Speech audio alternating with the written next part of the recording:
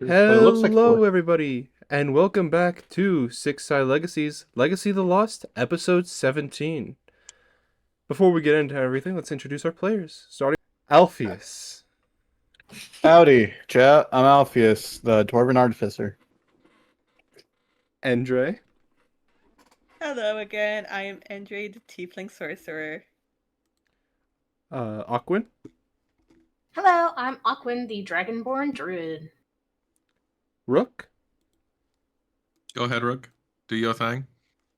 Oh my My name is Rook, the Leonin Paladin. Where's your accent, bro? Oh, right. My name is. Hold on. I can't do it in a deep voice. I gotta get into the country accent. My name is Rook. I'm tipping my cowboy hat to you, the Leonin Paladin. and Kasira. Yeah. What's up, guys? It's your girl, Sarah. Your boy. I'm here. I'm queer, but I won't admit it. And Now wait a damn minute, Sarah. What's your thing? What do you do? I'm a tiefling fighter. I just said that, but you weren't listening because you're excuse part of me. the Oh, sorry. patriarchy. I'm Rook. I can't hear for shit. That's Exactly pardon right. me. Bless your little heart, Sarah. Respect women. I would drink my respect women juice all day, every day. I stay on that grind. Anyway, DM, continue. Okay, so last time I'm sorry, I'm we gonna mute left myself. off. Last time we left off, our characters were in the midst of uncovering some secrets within the town, roughly going about their business before some guards came to take some children away. And for some reason, Endre said yes. Luckily, Rook passed his save and managed to succeed. God fucking damn it. Yeah, I was gonna say something. We're back. Just start. Just keep going. Keep going. Just Keep it going. keep going. Just everybody else start changing your profile pic. Yeah. All right. Let me see what I can do. And then I roundhouse kicked the guy that was trying to take my kids in the freaking teeth. Yes. As But you should. before that, you realize something. There was a siren amidst, singing a song to make you forget, to make you obedient.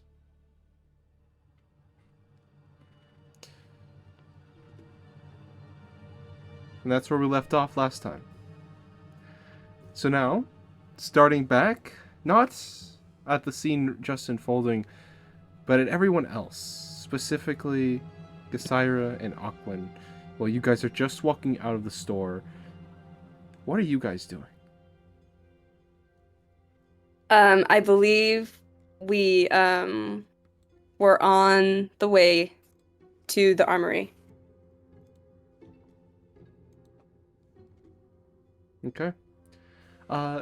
As you're making your way over there, you don't really notice anything major happening, and you walk in successfully. At the front desk, you see a tiefling shining a sword. All right. I'm sorry. I'm like trying to change my profile picture at the same time of doing this. Kasara will look around the armory. Is there anything that stands out and like everything like chest plates that are she's trying to find something identical to what she's wearing that's like a little bit less warm. That'll definitely just kind of like help her. Like, yes, I imagine she probably wouldn't be as stealthy in general, but just trying to find something that will suit what she's going for as for her strength and just bracing for any kind of impact that'll come her way. Okay. You don't really find much in that sense. Is there anything else you're looking for? So there's no like chest plates or anything? No chest plates at all. Oh. You see, well, I mean, there's kind of there's like ring mail, but there's no like actual chest plates, like solid metal chest plates. All right. Then I guess Kasara will go towards the tiefling and ask and just ask them if there's any kind of armory around the island that sells chest plates or anything of that matter that comes with the set. She says, the only place you'll find chest plates are going to be a bit higher up. Chest plates are quite expensive after all, and you're going to have to go to the rich places in order to find them. I see. Thank you anyway for your help, and she'll bow her head towards them. You're welcome. Come back anytime. Kasara will nod, and before she leaves, she asks them for their name. She just kind of looks at you. Sorry, could you say that again? Your name? Have a good day. Kasara's brows will kind of knit together in confusion. Have a nice day then. And Kasara will give Aquin just kind of like a puzzled look before heading out.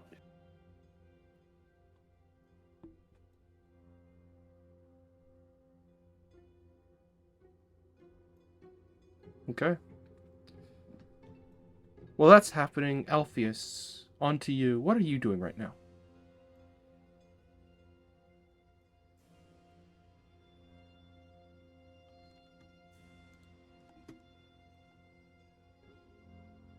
Oh, okay. He'll be right back. Okay, back to Andre and Rook. I think You two after. Sorry, continue. Go ahead. I was just gonna say, I think after where we left, I can't pronounce. Last left off, which Rook had told her Andre to cover her ears. She's gonna look at him very confused, and then thinking a little bit back in which she had told Rook that she would just listen to him, that she will follow his lead regardless. On their little adventure, she is just gonna grab like her hands and like cover her ears, but still very confused as why. As you do cover your ears, why did you just give these children to these guards? Huh? You just gave the children to the guards. Why did you do that? You realize all of a sudden the kind of what just happened. I think it from her, like, I guess her assumption, she's just very confused at the moment. She has her ears covered. She's shaking her head, squinting. She feels a little bit disheartened. More regards to like, why was she more willing to do that? Like, in her head, she was here to protect them. She wanted to help them, but it didn't make sense. Why did I give them up so easily? Why did it make sense? It doesn't make sense. What's going on? And at this stage, she has like a face of a little bit of panic of her own decision and why her choice was in a way made for her. She doesn't really understand what is going on, and she just kind of looks down at the children and says to them, hurry, listen to what he says, cover your ears. You see as they all kind of plug their ears, and they all kind of start to look around, kind of confused. Just keep your ears plugged and just stay close to us as possible. And her gaze turns to Rook with one that is very concerned and worried. Rook has his ears covered still, and he says, Andre! Take the kids back to the boat. There is a siren in this town. I'm gonna go get the others and kill it. Audrey kind of like uses her elbows as like a way to indicate for him to hush it down before nodding, and well, she just kind of yells back. It's like, shut your mouth! We don't know who is listening! And she's yelling back to him in the same volume he did.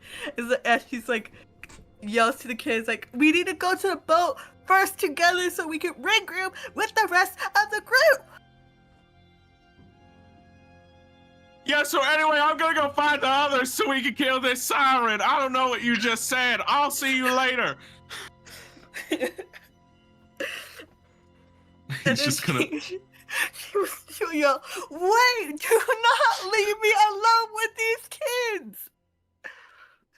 They don't bite. Are you scared of the children? It's like, no, but I don't want to be left alone! All right, well, let's hurry and get the kids back to the ship real quick then, I guess. It sounds like a plan! And she's yelling this to Rook as she has her ears covered and trying to, like, not move her hands away from her ears, but more guide the kids with her elbows to like, hurry along. It's like, and yelling at the kids, like, let's go to the boat, follow me!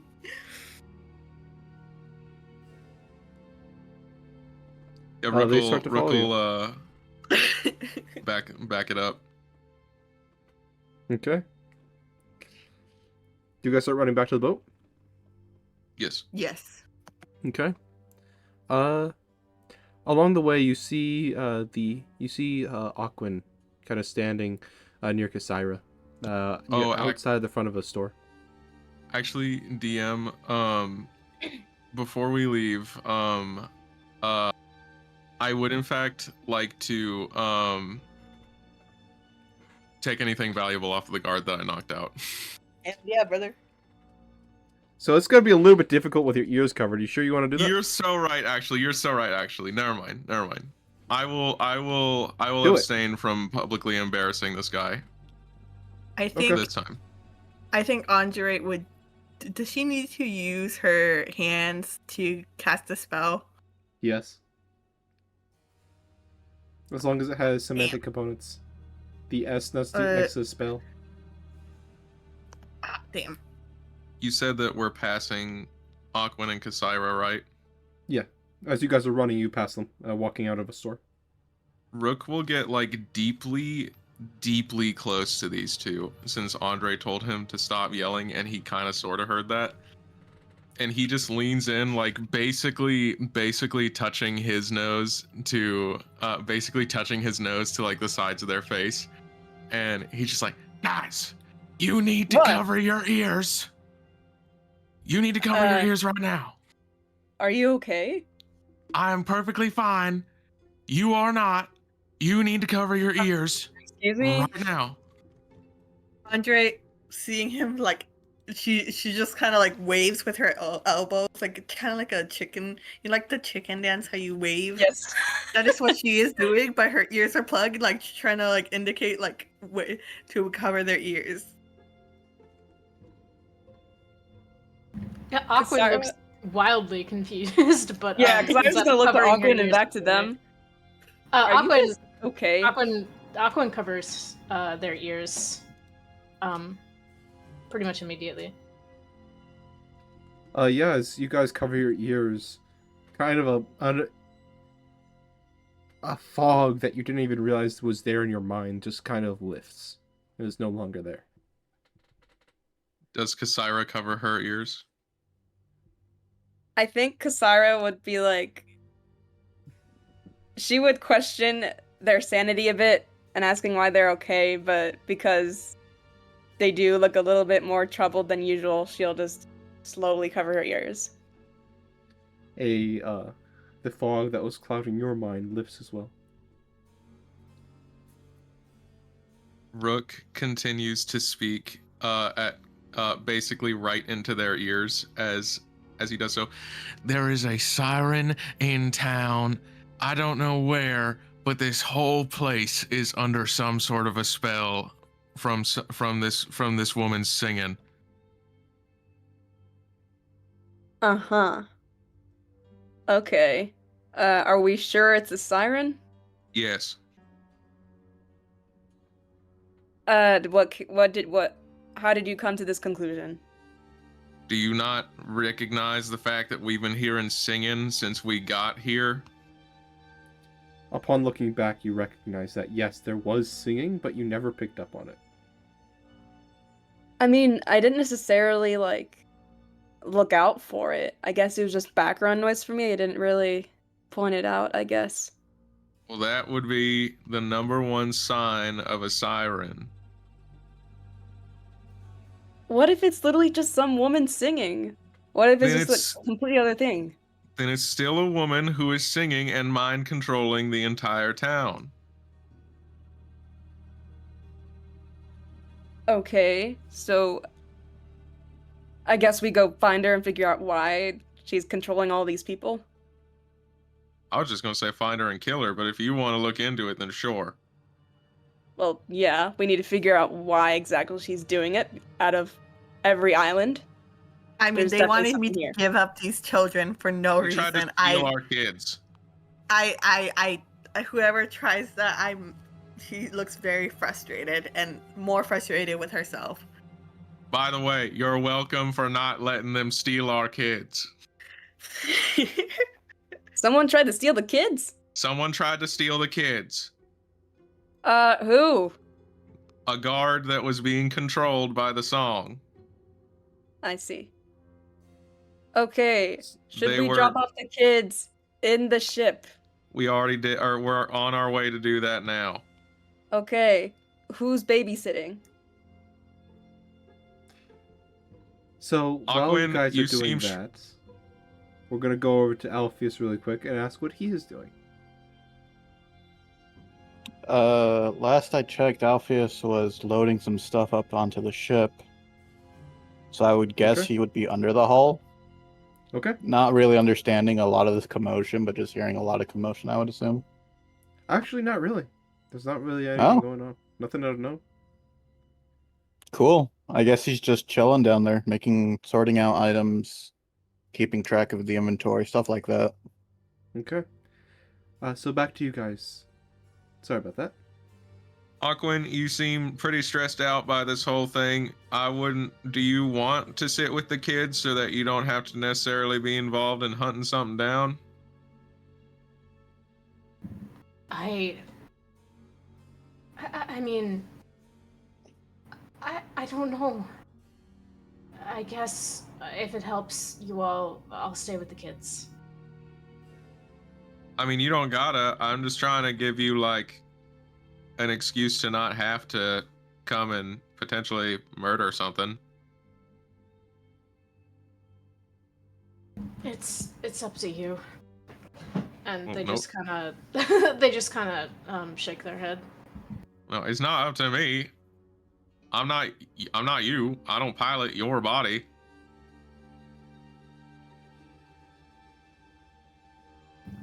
They just How- kind of frown at this. How about Aquin comes with us, we find a secure place within the ship to keep them there, and I'll leave Gar with them. Does Gar know how to fight? Gar is short for guardian, so yes. Yes, exactly that. Why would you ever try to question Gar's abilities to fight? Why have we not been involving Gar in fights prior to this? Because we don't want him to he's die. just a little guy. Okay, so can he fight or can he not fight? He can fight when he wants to and if he needs to, and now he is called up to do his duty and protect kids, so he will protect those kids. Alright, I guess maybe I want to be protected sometimes, damn. Well, that's too damn bad, Brooke. You got us. Happy? Eh. Wow. Alright, to the ship. Rook chuckles slightly as he walks behind the kids. You were gonna say something, Andre? No, Andre just kind of has this defeated look across her face. Are you okay? Yeah, I'm just I don't know how to explain really. Rook I like what really, and she has this like hesitation as she talks. She seems really disappointed more within herself and bothered. Okay, you guys keep on moving, keep on trucking. I'm right behind you, and she'll slow down for Andre. And I'm gonna be so real, Andre, I couldn't really hear half the stuff that you were saying because my ears are plugged. You're probably gonna have to repeat what you said, but you looked pretty, down. Andre just kind of nods. She doesn't like this yelling back and forth. She just kind of seems like with a deep sigh, just nods as she is continuously walking. Hey, should we invest in, like, earplugs or beeswax or something if it's sold here? Actually, would it be sold here? We should Probably find some. not. Maybe Well, I mean, moss? probably not. We Maybe- don't have it, but we can find something. Maybe we can find moss near the docks.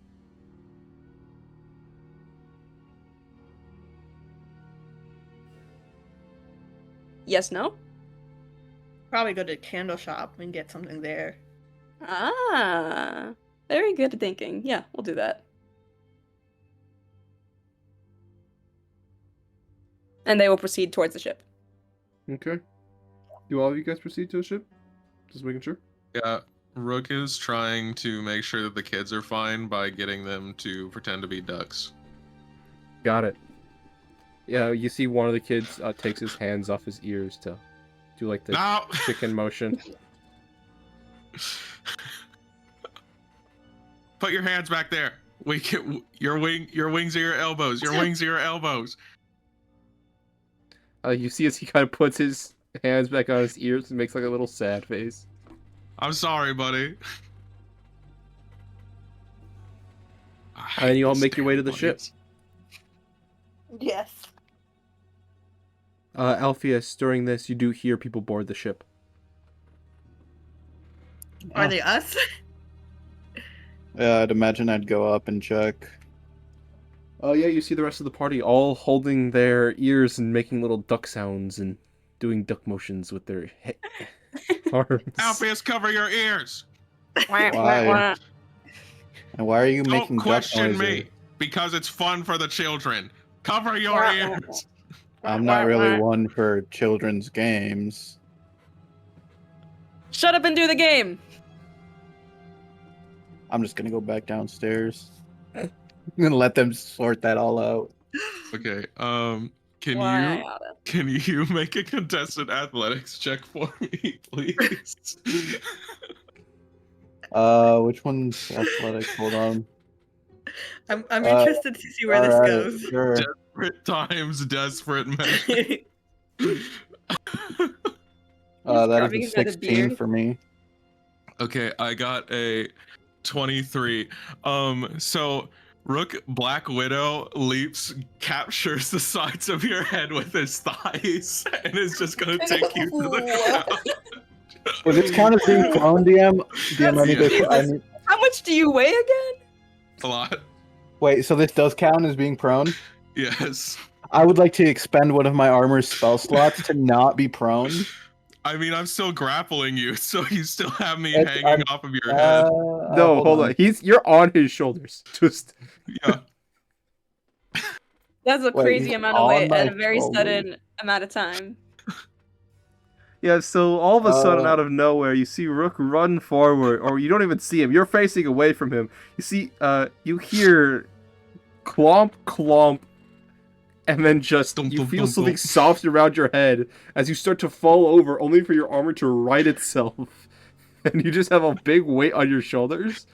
As fog kind of clears from your mind that you didn't even realize was there, a song that you didn't know was playing leaves your head, and you feel something furry around your head, and a huge weight. And about and 400 pounds on your shoulder.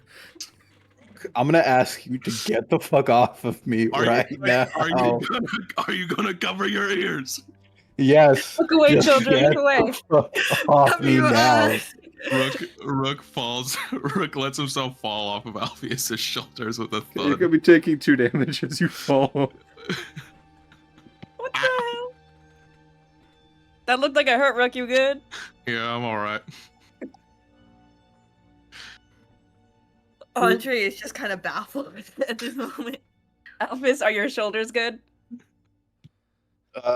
They're sore now, so that's fun. Okay, well, at least you're not, like, brutally injured, so it's a win. Yeah. Wins. Yeah, that's what we're gonna call it. Do you see what we're seeing now, or not hearing? I would imagine so.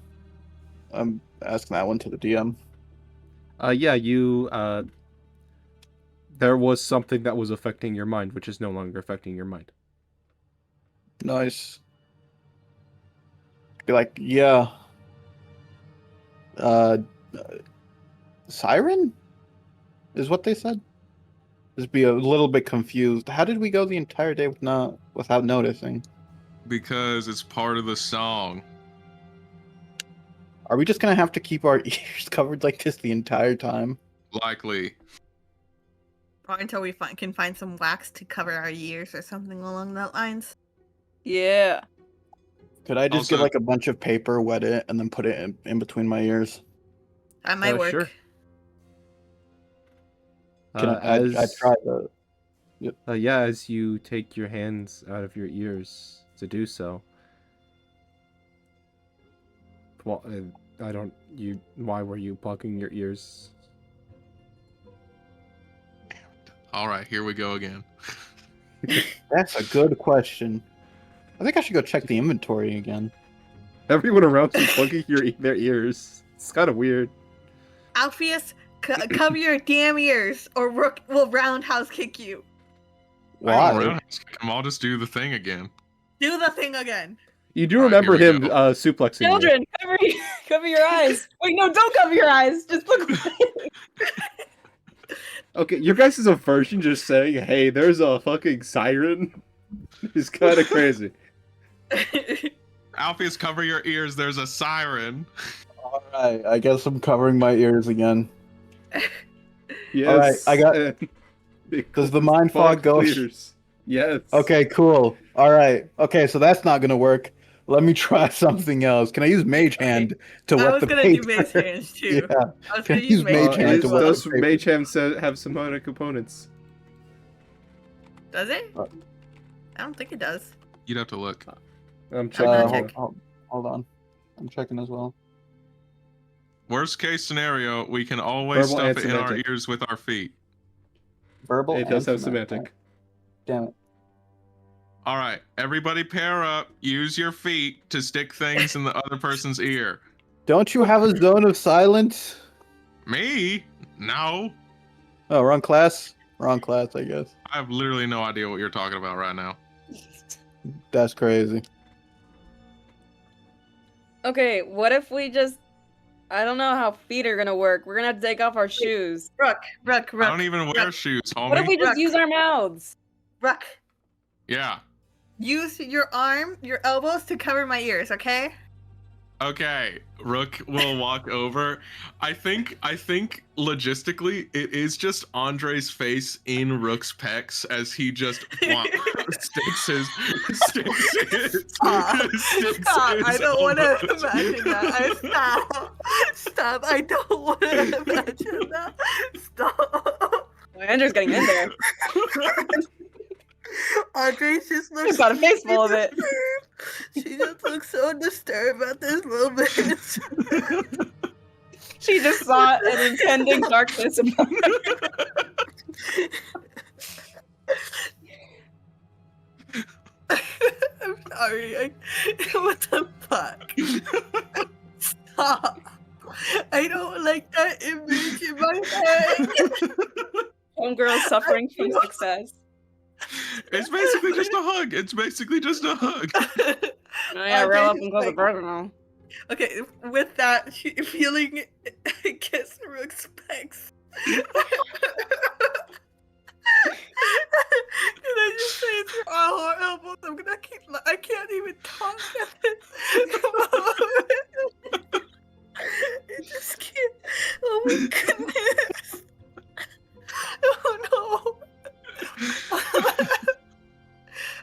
my feeling. Take a Whatever. deep breath. I found something for Andre. No. No. No. A whole new. Get it together. Get it together. Oh my Take a deep breath in and out. Lock in. Okay, after that, Andre will begin to move her hands lightly just to see if it's working, she can not hear a thing or Yeah, not you hear can't the hear sound. anything. You can't hear or see anything. See? If she can't see anything, can she still use magic? Mage hand. Yeah. Okay, she is going to use Mage Hand and then instantly put her hands against her ears again and then cover them out of his X. So you do need. So while Mage Hand is up, you do need to consistently control the hand. So this will require constant, like, your own hands. Will it? Yes, you'll still need both of your own hands while controlling a Mage Hand. Okay, I think in that case scenario, she is just gonna reach behind her, grab out, like shuffle with her hands to her pack, and take out like a tinderbox. Because she has that in her inventory. Okay. Would she have to roll for that, or because she knows No, her you stuff? can pull it out. I mean, it might take a couple. Okay. It might take like a minute, but it's not like it's impossible. Yes. And so with that, she is going to try to find within her, the what was it called? Be 1 second. The dry cloth in it, right? Mm-hmm.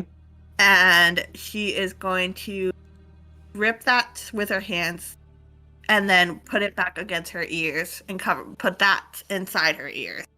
And then walk forward out of Rook's pack. Okay. Oh, you don't hear anything. Okay. Now that she has that, she is going to basically use whatever remaining dry cloth she has, and do that for Rook's ears as well.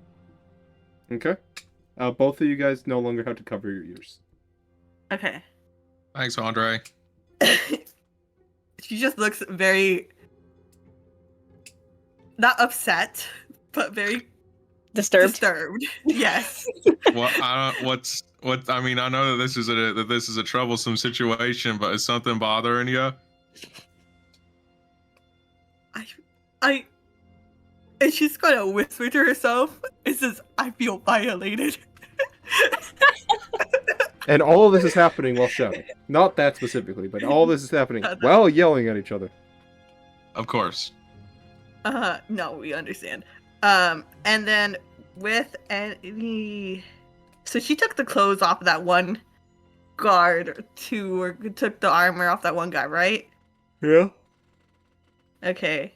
Apparently I have a couple other things. Basically, she is going to like go to grab her dwarf book, right? Mm-hmm. Take out like the index pictures, take out anything needed, such as like pages that she already read, and goes to each member and cover their ears, putting it inside. Okay. Yeah, as you do so, all of you guys no longer have to cover your ears in order to avoid the song. What do you guys do? Thank you, Andre.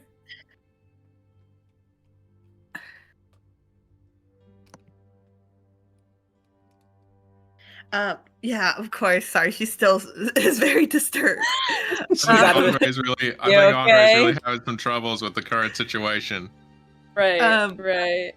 Andre will then use her cantrip and cast message.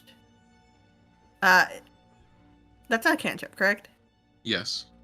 Yes. And she is going to do that or each member and says we should be quieter, I'm sure that someone has heard it.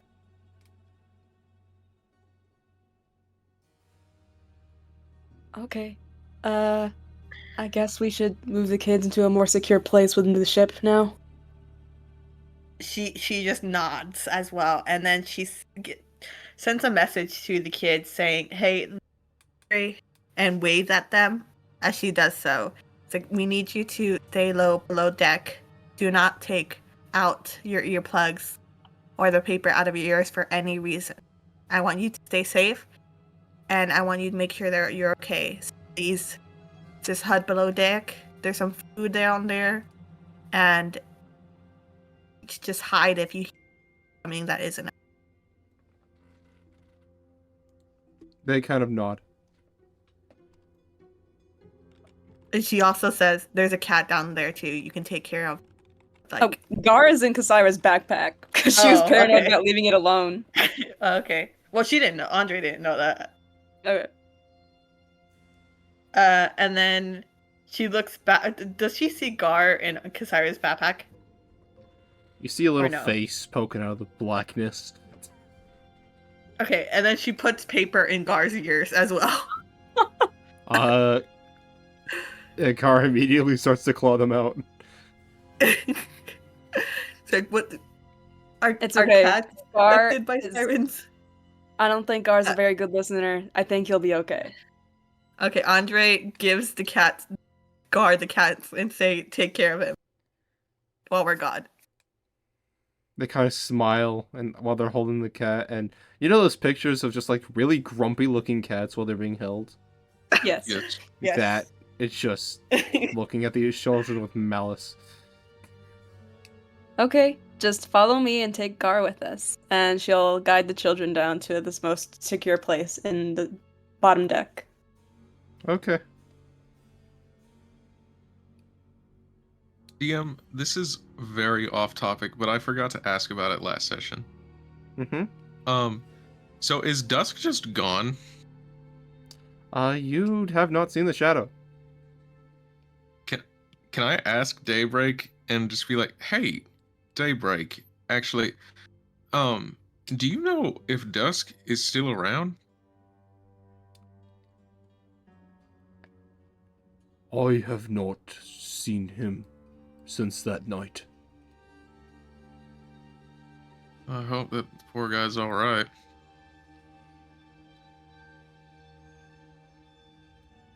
You doing alright, buddy? Yeah. Are you feeling affected by the siren song? Only when you are. Oh, that's neat.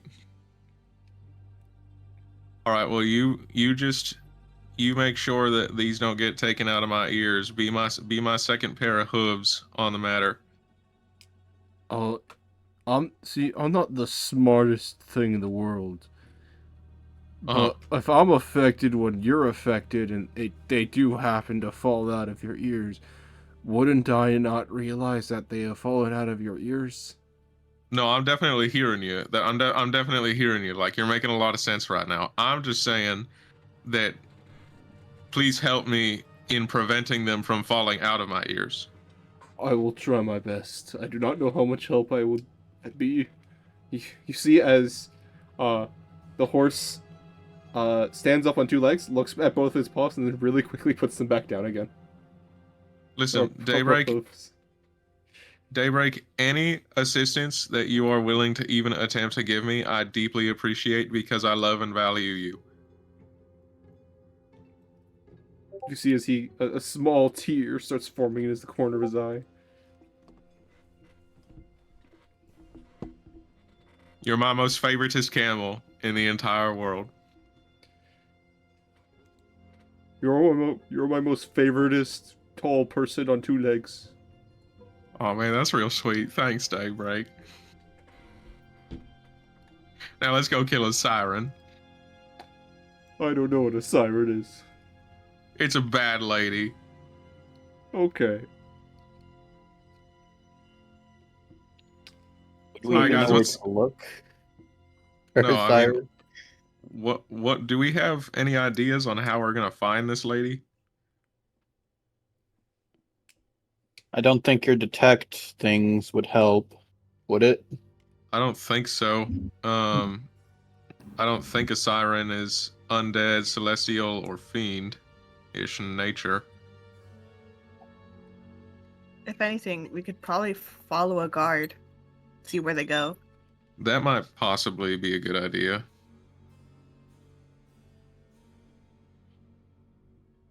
Perhaps we can get help from what was that one guy name? Shadow something something. Oh, the cool one. Yeah, Dark Shadow. Dark Dark Shadow? Wings. You see as a guy Huh? suddenly swoops down from the rafters above you. What do you want? Oh, That's hey, dude. He's not yelling. Hey, man, cover your Uh, ears. There's a siren around.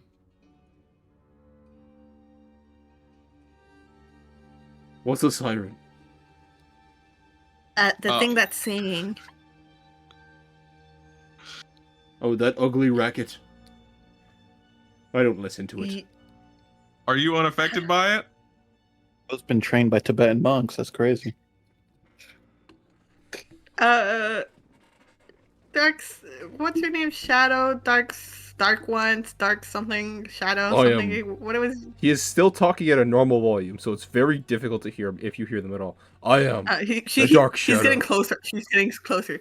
It's like the Shadow one. She says confused. I am the As Dark she's Shadow. trying to get closer. The Dark Shadow, like D, like D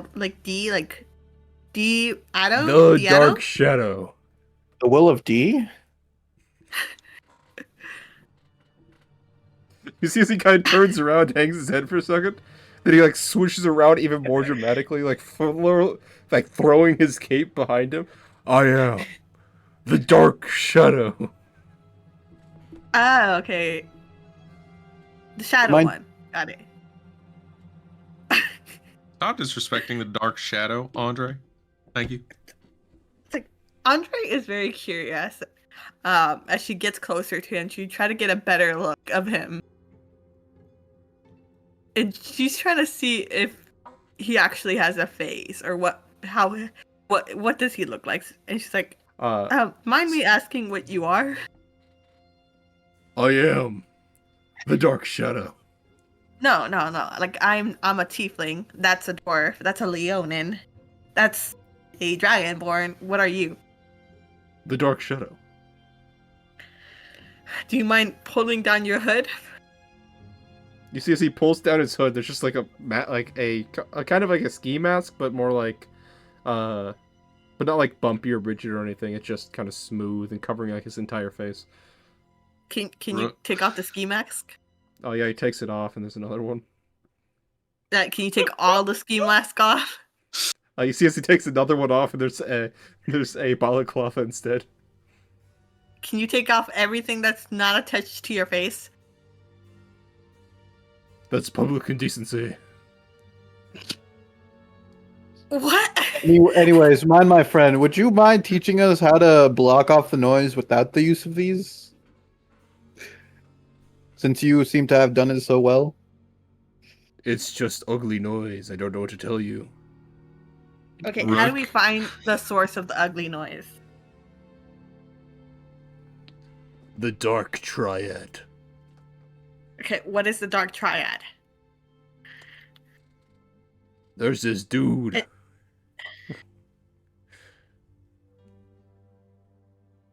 He calls himself number 3. Okay. So the Dark Triad.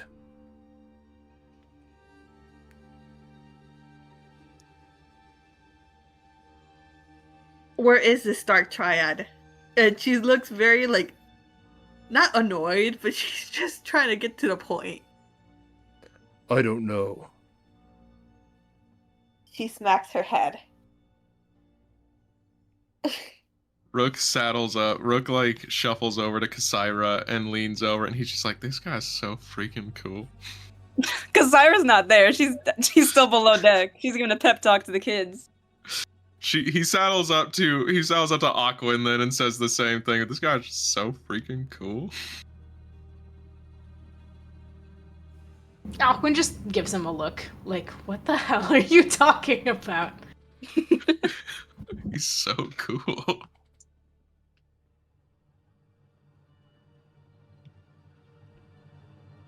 So what do you guys do? Okay, Alpheus is gonna go get Kassira then from under the ship.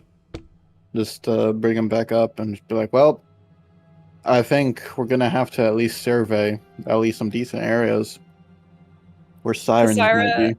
kind of would have been just looking over his shoulder and continue to be like, and make sure you don't say hi to strangers and don't let anybody in the ship. And if you need something to draw on, just use the sheet of paper I gave you, the parchment, and be safe. And she'll look back to Alpheus. What'd you say?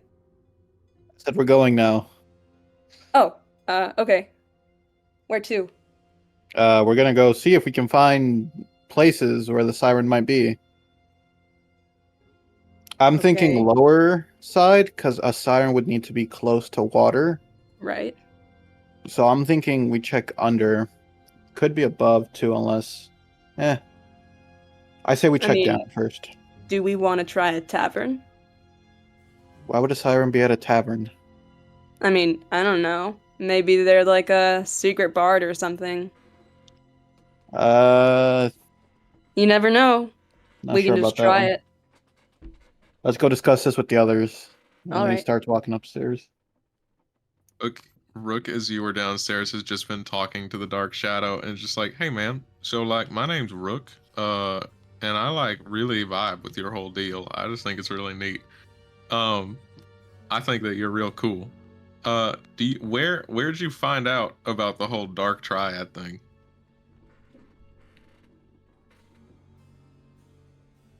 About a month ago, this guy How'd came you- into town talking about a way to kill a monster. Way to kill a monster. Was this Rook? Suddenly all whimsy drains out of his face. Are you saying, was this monster in the desert by some chance? All he said was he needed something to kill the sand.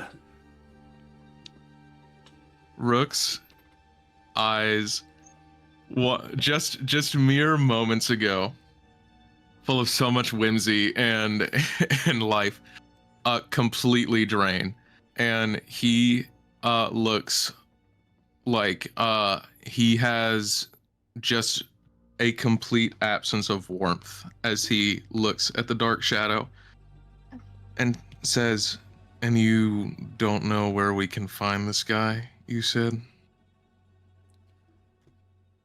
I do not know. I've been tracking him. But What have you his Dark Legion has been getting in my path. The Dark Legion. Uh-huh. And where is your most recent lead?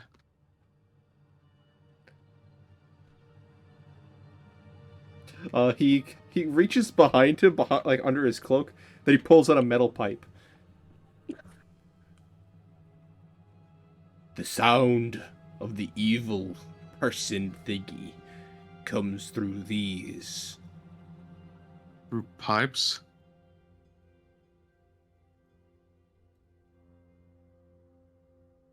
What's a pipe? Through little metal tubes? Yes, the kneecappers.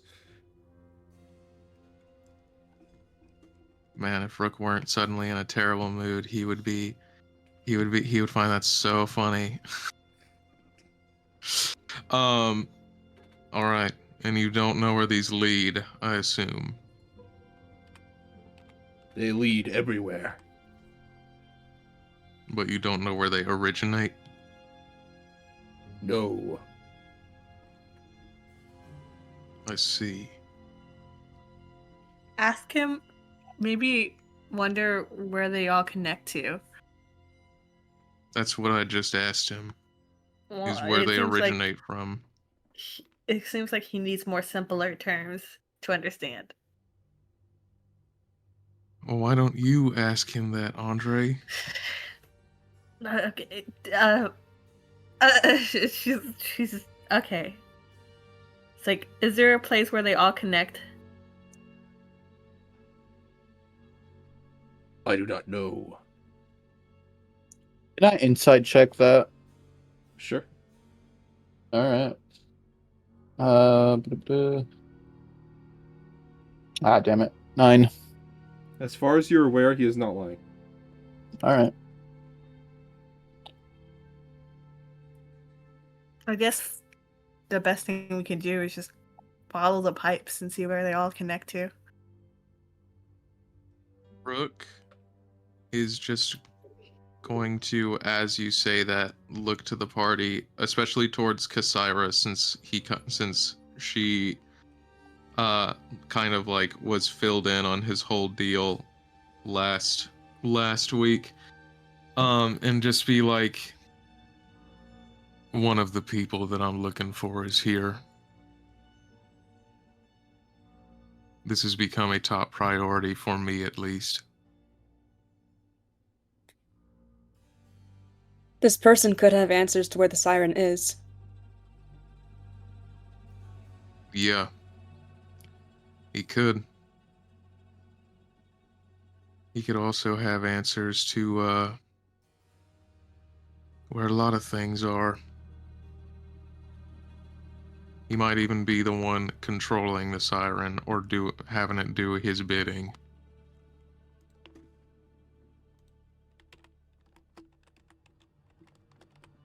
Could lead us to both of them.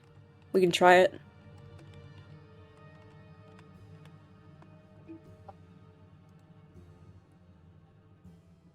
All right, let's try to follow the pipes then. Any disagreement? She'll look around the group.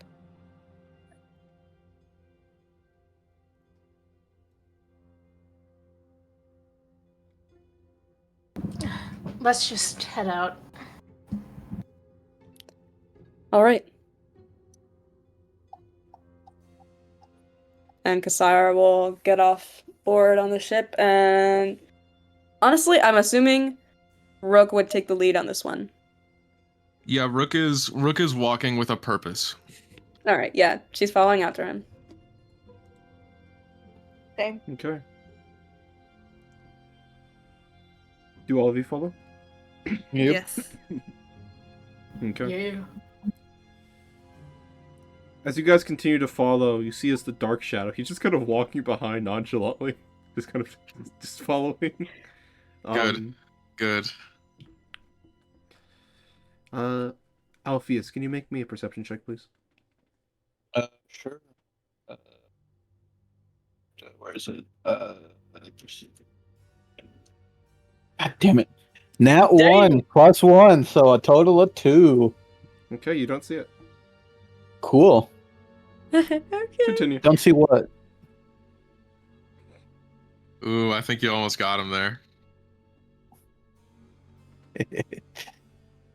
So close. Maybe next time. I would actually like to use guidance to make it a whopping 3. Right. Can I continue. just ask the Dark Shadow and just be like, can you lead us to one of these kneecappers? You see as he points just in a random direction, and you see that there's just like some metal pipes which are just going along the wall with like maybe there's like 3 or 4 different metal pipes that are all just going in this direction.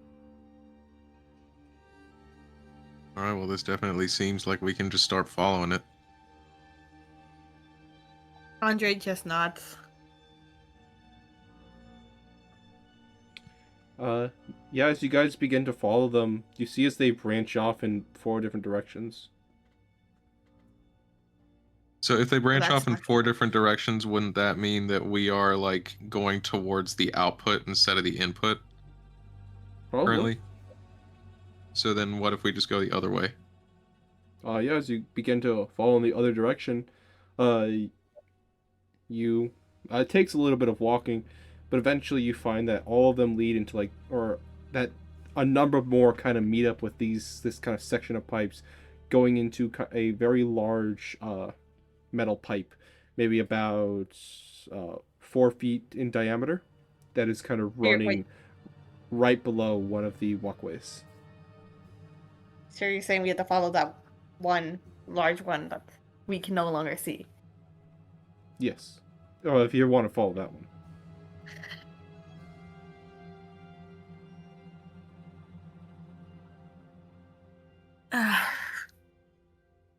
Perhaps there's a sewer system we can follow.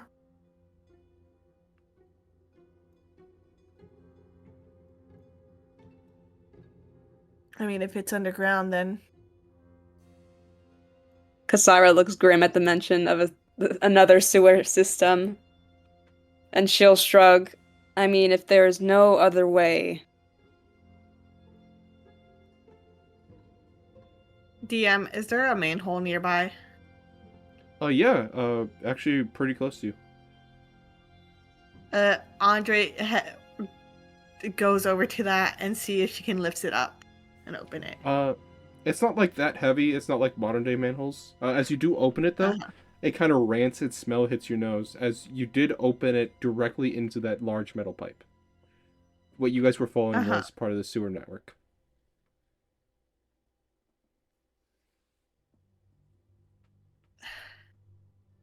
Rook hops Well, right in, baby. No I think hesitation. Andre, not necessarily not used to this smell, just rolls her eyes, just smelling what she is very familiar.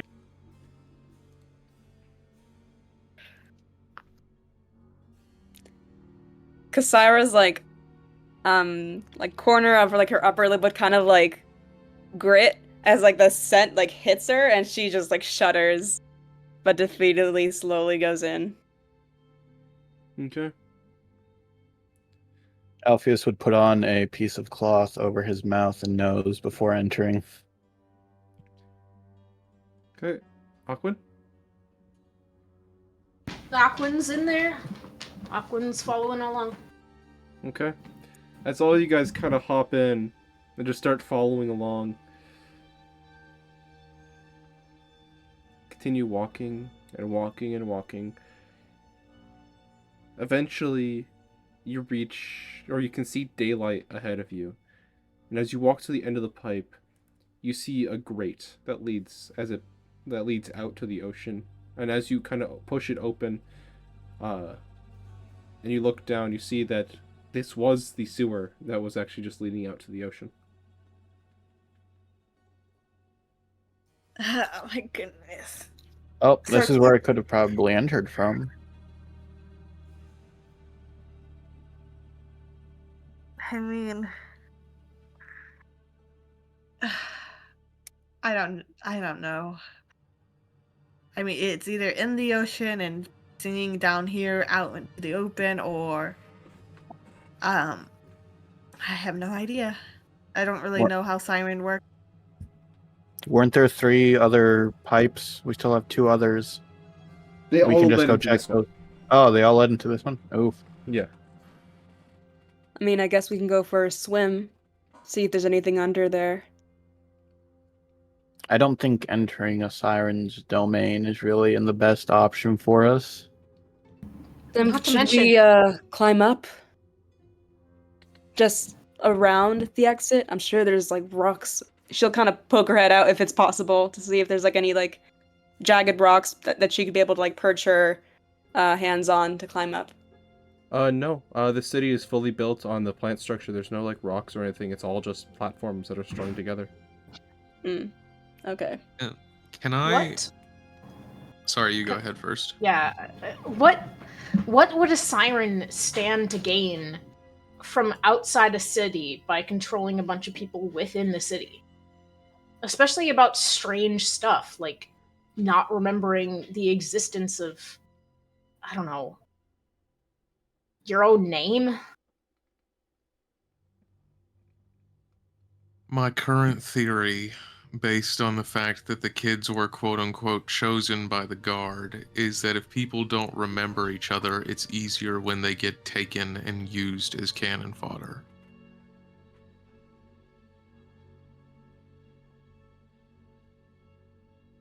Whatever the siren wants with this, yeah, I agree. It's more likely the siren is probably inside the city benefiting from it. But if number 3 is involved and has somehow conscripted this siren into his service, it might be some sort of alternative method of gain.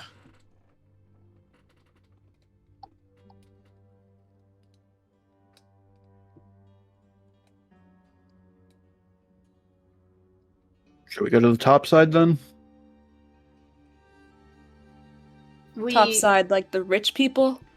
Well, I would assume up there, maybe. If not down, then up.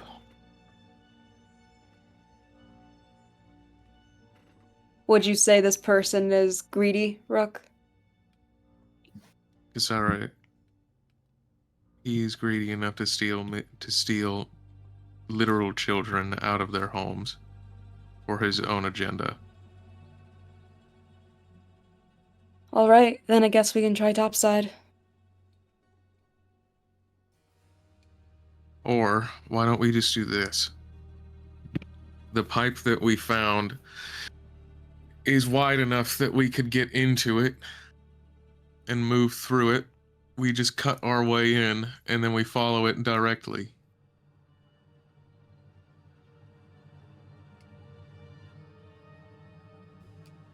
Okay. We might stand out like a sore thumb, though. As much as true. I mean, to be frank, our group kind of already stands out regardless. Fair enough. We'll try our best to blend in. If not, I know we're always prepared, at least for the worst. Most of the time.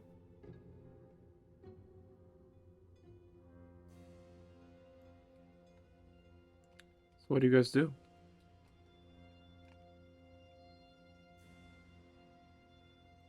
If we go back out to the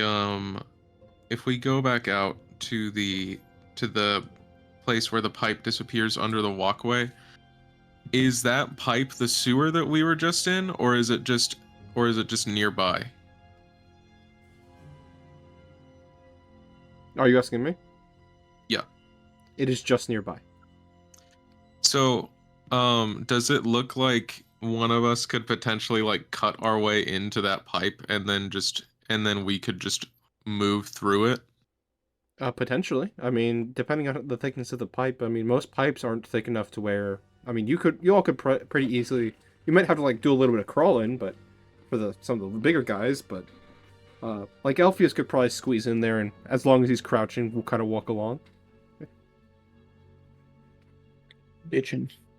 I turn to the dark shadow and I am just like, hey, are these new? Or have these been here for a while? He kind of thinks to himself for a minute. These have been here for a long time. Do you have a good way of getting into this discreetly? I have never entered the pipes. Or sorry, that's my bad. The big kneecappers. I see. All right. Well, how do we want to best go about doing this?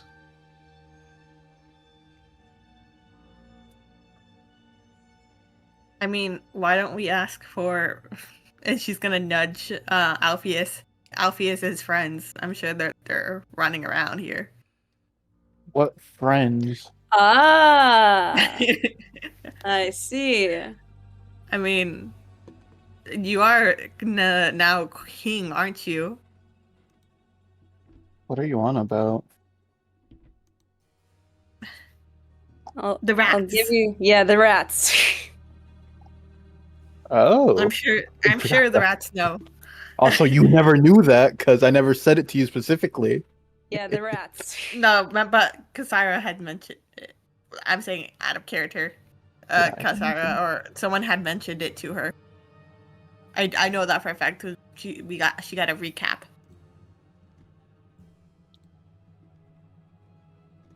I can't talk to rats.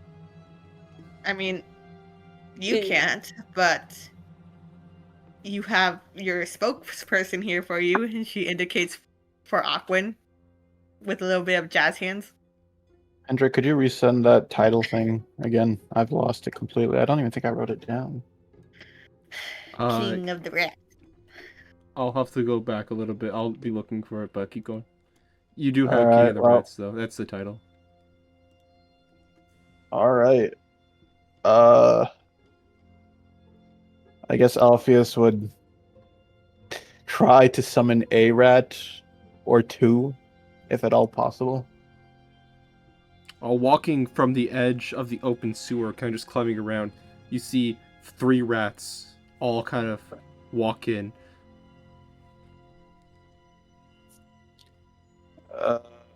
Alpheus would be like, Aquin, could you talk to them? Give me a moment, and Aquin prepares speak with animals. Okay. What is there even a point to casting speak with animals on any other level but 1? No. No. Well, unless you don't have a spell slot. That's true. Okay. So, first level, speak with animal.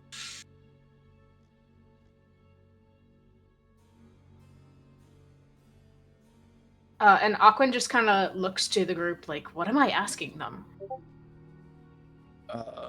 If they would recognize any sort of big fish, half man creature, or if they've They're- seen anything lurking around here of that description. Or where this pipe goes. That too. Sure. And Aquin turns to the rats and asks,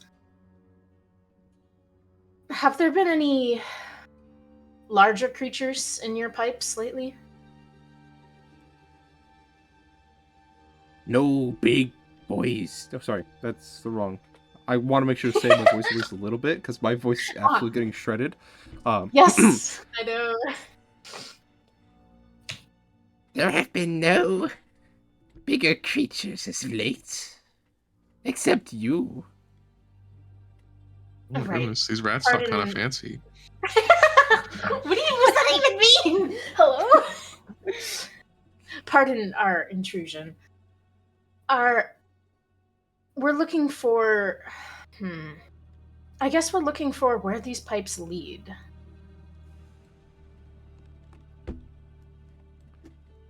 The pipes. Which pipes?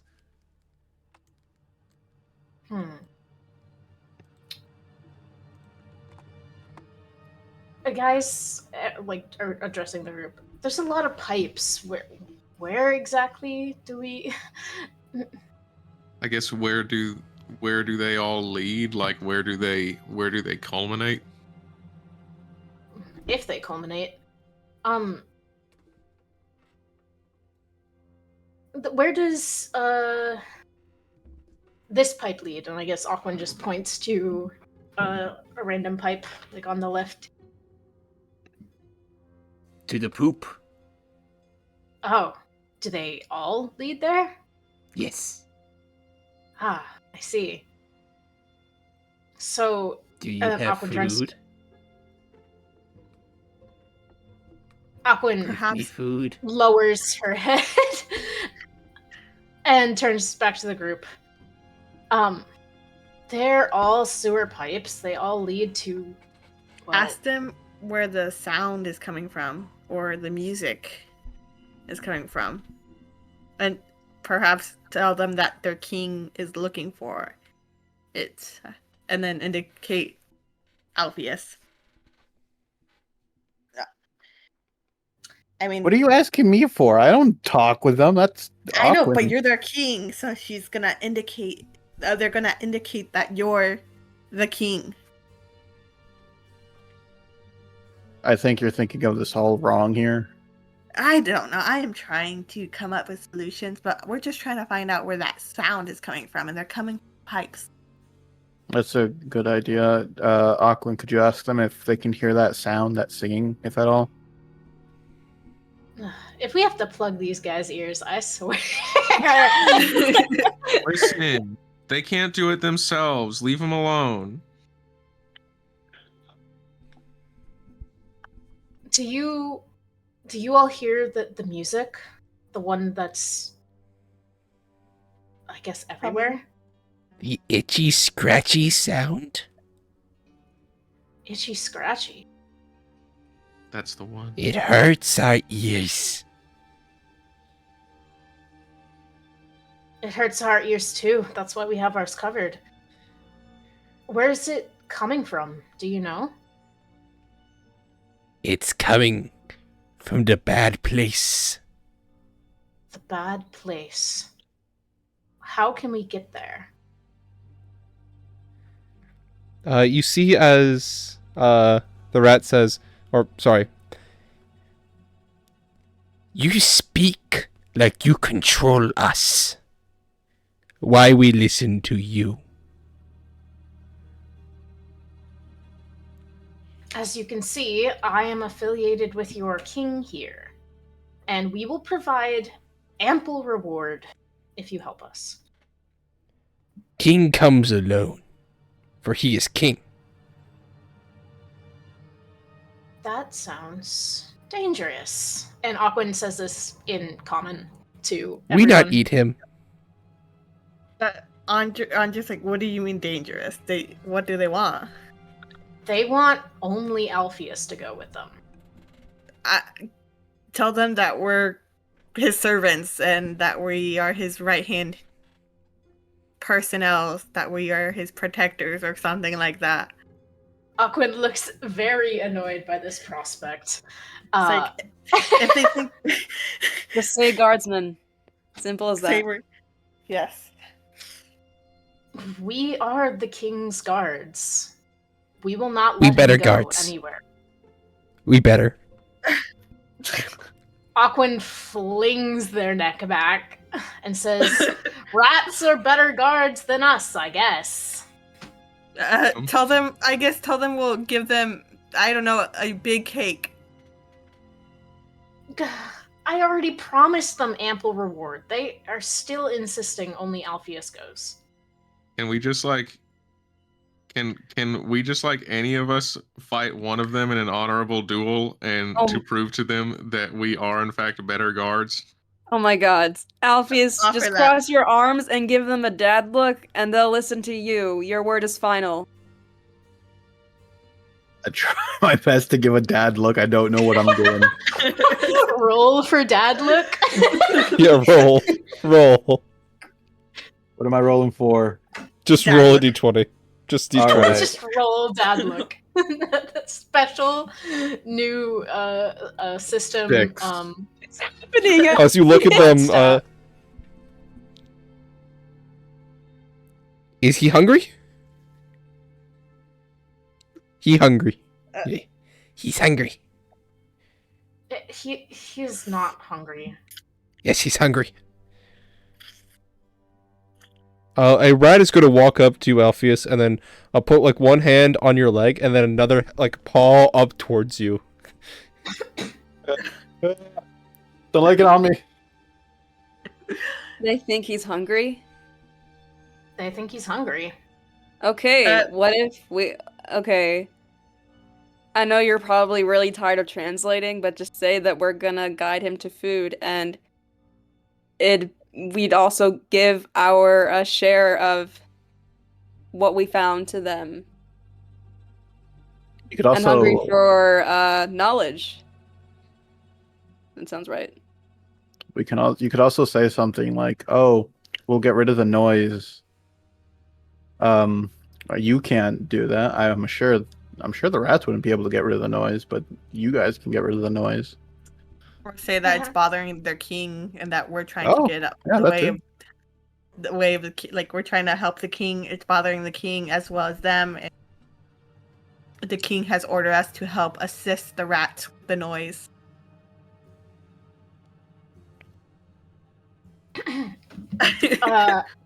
Aquin looks back to the rats.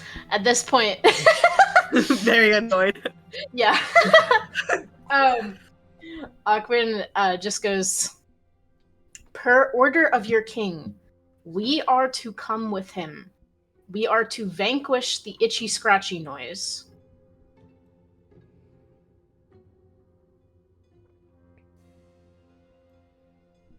And we will help all of you, and you will help all of us.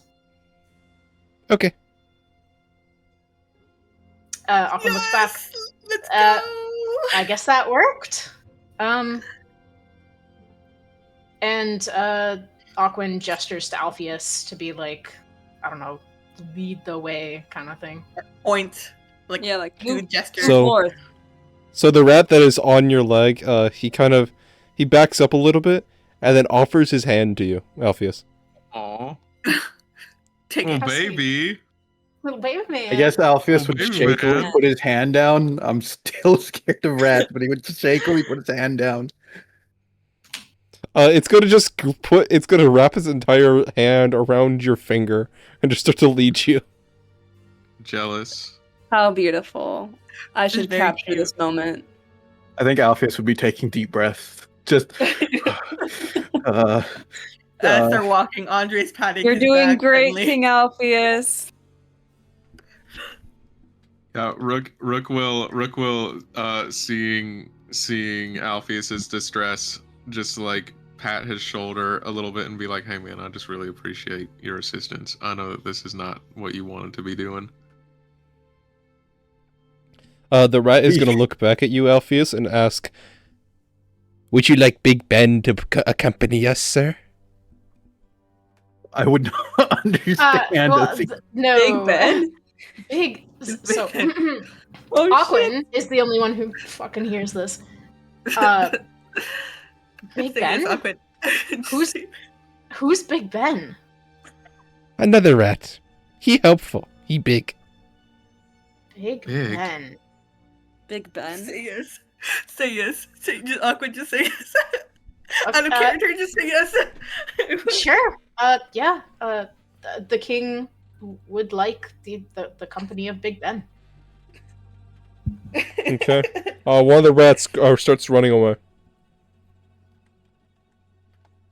All right. I guess they'll come back later with Big Ben. So.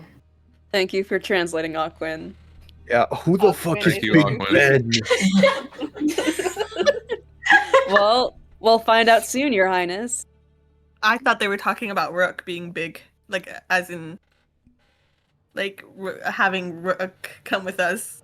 I don't know. My maybe... name's not Ben. I know, but maybe it's a phrase. Do rats have phrases? I don't know. Probably. They have their own language, so I don't see why not. This is interesting. You learn something new about the world every day. I mean, I did hear in a story about something about, I think, a giant building called Big Bend. Why is it bending? I don't know.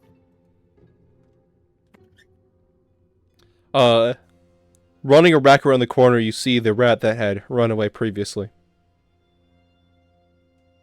Hi, He welcome coming. back. He's coming. Great. Oh, okay. Big Ben is coming. Great. Around the bend, you begin to see a flickering light. Is that Behind a it. actual rat? Behind it, you see the flickering shadow of a huge beast. Holy moly! I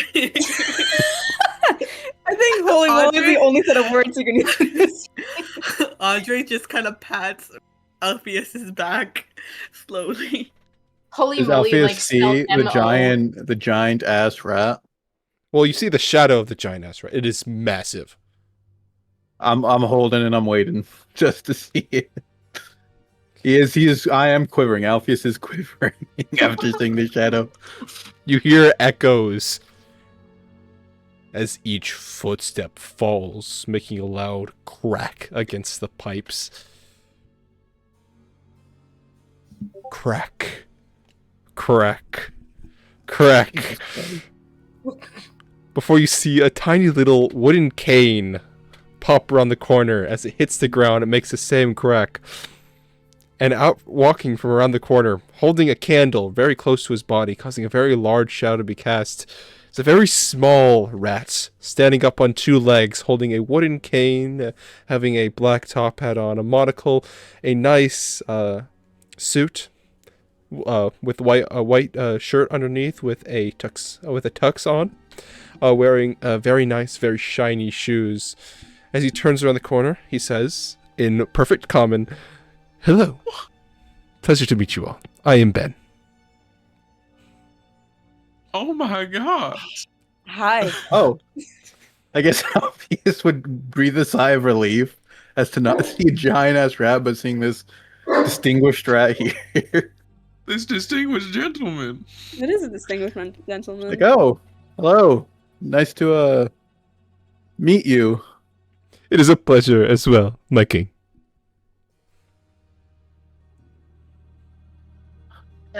Andre nudges and whispers to Alpheus, ask him for directions or guidance to the sound.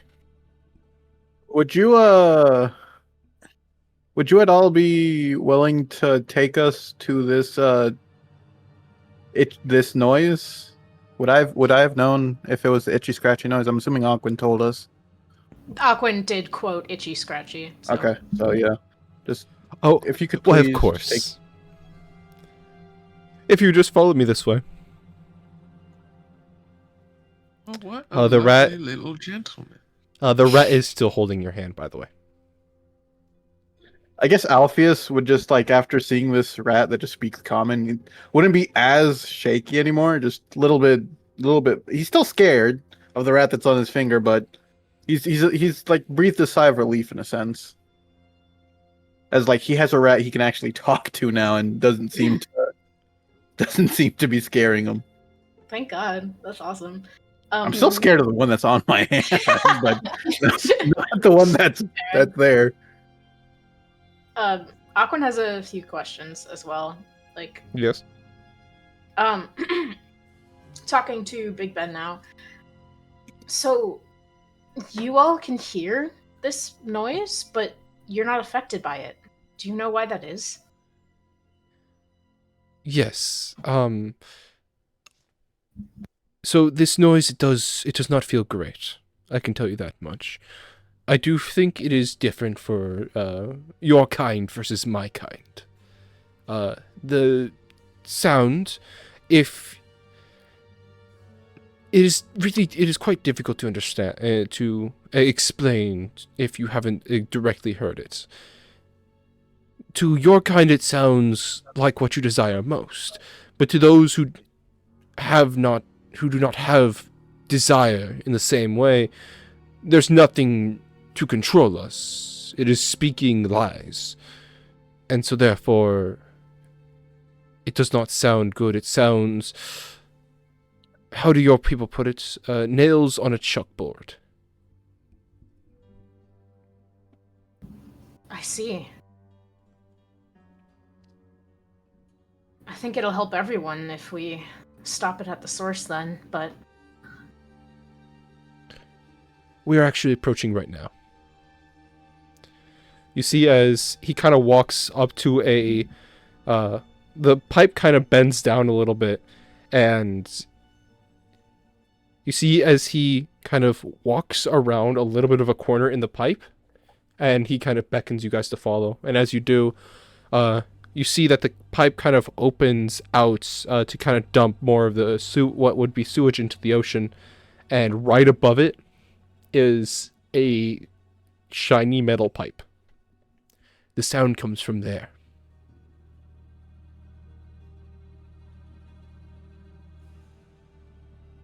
Rook has just been holding Andre's hand and just been like, he's just got a little cave.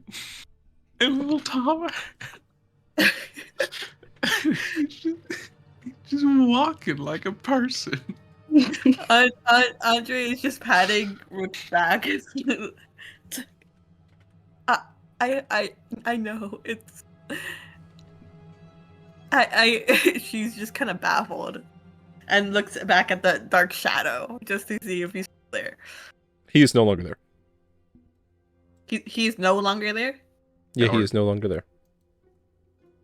When did he? I think that was Alpheus's perception check. He was No, it there. He wasn't. was still there when Rook was talking. Oh, then he just slipped by.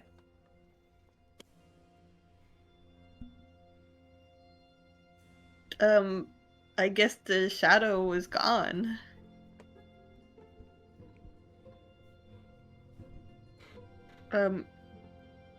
So what Oh. now? Do we go through that, or What other choice do we have, really? that's true? I knew but they'd be on the, but it's like leading to the upper layer, right? It is leading. Oh. So the pipe kind of goes down a little bit, and directly above where the output of the pipe is basically draining into the ocean, there is a metal pipe that is right above the pipe that you guys are in. It is a different pipe. So how do we get up there? Climb. Don't have to tell me twice. Shouldn't be too hard. I think Alpheus would put down the other rat that was on his hand and just like put his hand over to the other one and be like, "Would you be willing to accompany us until we get to the source of this noise?" Well, I wouldn't suggest trying to break into that pipe. It is full of water. Oh, then what other way should we go? Unfortunately, I'm not sure. I led you to the pipe. That's all you guys asked. Do we What if we just drain the pipe? You can try. Okay. Does the city have running water? Yes. Okay, so we might commit actual terrorism if we break the pipe. Well, I think this is a small case if we're trying to save, I don't know, the city.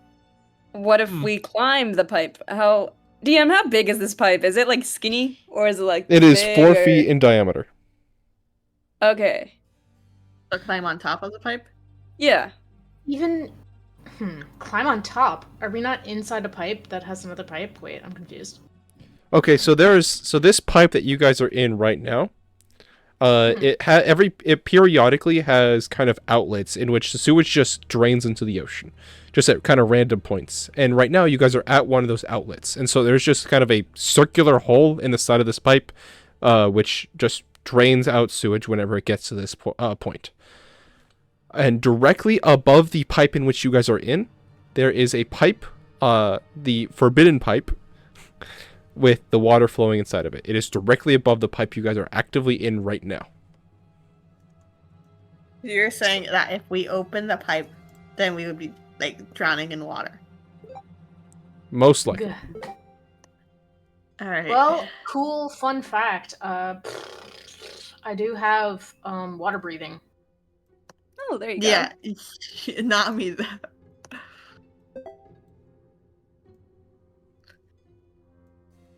Up to 10 willing creatures of your choice within range. The ability to breathe underwater until the spell ends. How long does till the spell ends? 24 hours. Oh, wow. Nice. So, what you're saying is that we could use it. Yes, that is an option. That is not terrorism. It is breaking and entering potentially, but it's not terrorism. Yeah, that's fine. It's for a good cause. Yes. I mean, we Nobody could attempt to close it behind us. Is it not just an open pipe? It is an open pipe that is draining water? Question mark. So the one that you guys are in is the sewage pipe. The one above you is a pipe full of water. How is Right. it full of water? Question mark. I don't Without know. draining. Is there like a valve? I don't know. It's just some magic. Listen, we're bullshit. just gonna have to break it. We know where the break is. No more We questions. can, No we breaking. can come. Just doing. Let's do this. All right, yeah, we're Go an breaking. undercover mission. Aquin, use the water spell. Yeah. thingy. Okay. Who among us is willing? I assume Alpheus would. Okay. Can I ask the rat? Would you be willing to accompany us to find the source If you of could this noise? breathe underwater. Would you like me to, my king? If you are willing to, yes. Well, then, of course. Make Just sure as For your information, just before anything goes down, I would like to inform you that I am the previous king's right-hand man. Who was the previous king? Unfortunately, I'm not allowed to tell you that information. Good. Oh, That's crazy. is there fish- a reason you're not allowed to? Can you tell me that much? The previous king's orders always come before the newest king. Very well. Fascinating. But my official name is Sir Benjamin the Third. Very well, Sir Benjamin. Alpheus would then look over to the other rats and just be like, if you would tell them I said thank you for their help. And Alpheus would put down a butter roll that he got from the 5 dwarves and move it over to them. as a Yeah, they reward. grab it and they run off. Nice. All right, who's breaking the pipe? I think the strong one here should have the honors, and she gestures towards Rook. Well, Kasara is also relatively strong, but I'll do it. I'm sincerely offended, Andre. I'm never talking to you again. Aww. Take a d4 of damage. I just didn't Okay. want you to hurt your hands, Kasira. Right, yeah, I have to keep my delicate, oh so perfect hands clean. Yes, because yours is just so perfect. Right. Okay, water breathing is cast. Can we not all just walk into it? Did you? I'm assuming you There an cast it on the opening? other rat as well. Yes, anyone willing in the area. So I'm pretty sure it's automatic. Okay. So who breaks the pipe? I guess I will. Okay. Roll Well, attack. Let's see if you deal enough damage to break it. I'll punch it. Yeah, fuck him up, bro. Punch the pipe. Punch the pipe. Punch the pipe. I roll an 18 plus to hit. Yes, you definitely hit. Roll for damage. Alright, hold up. I pull up. Oh, that's max. Hey. Wow. 14, or I'm sorry, 16. As you reel back your fist, you just fucking absolutely destroy this pipe. As your fist goes in, and as you pull it back out, you carry along just a massive strand of metal as water starts to burst out of this. Hey, there you go. I'm on a mission. So a chunk of the metal pipe is now missing.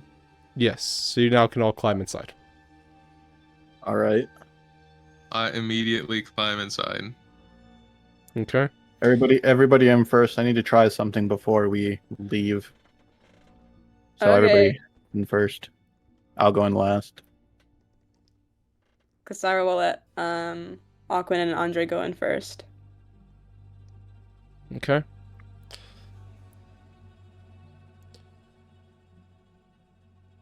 Yeah, you all climb in, or in whatever order you guys would like. I'll go last, and after everybody's in, Alpheus would try to grab the piece. And can I use like mending to at least hold it in place? Come back to it later. I'm not Yeah. looking for a perfect situation, but I'm just gonna use some mending to just like keep it in place, just in case if it's like an important thing. Yeah, you can do that. All right, I'll just do that then, and then we continue going, I guess. So now all of you guys are swimming in this pipe. You can only really be one at a time, and it is quite narrow to swim. So now I have think a it's kind of fine for Alpheus. I have a Sorry, kind of a continue. question for all of you guys. Just outside of character, are you guys ready for the event in which the siren attacks? Yeah. Okay. Who's first? Oh, Wow. yeah. Probably me, considering that I said I would enter first. Yeah, I think we should be good. Okay. You guys start We'll swimming. see. I'm kind of scared now. Don't be. It's fine. Doobie.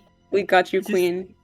It's because DM's cryptic. DM mind games. Don't fall for it.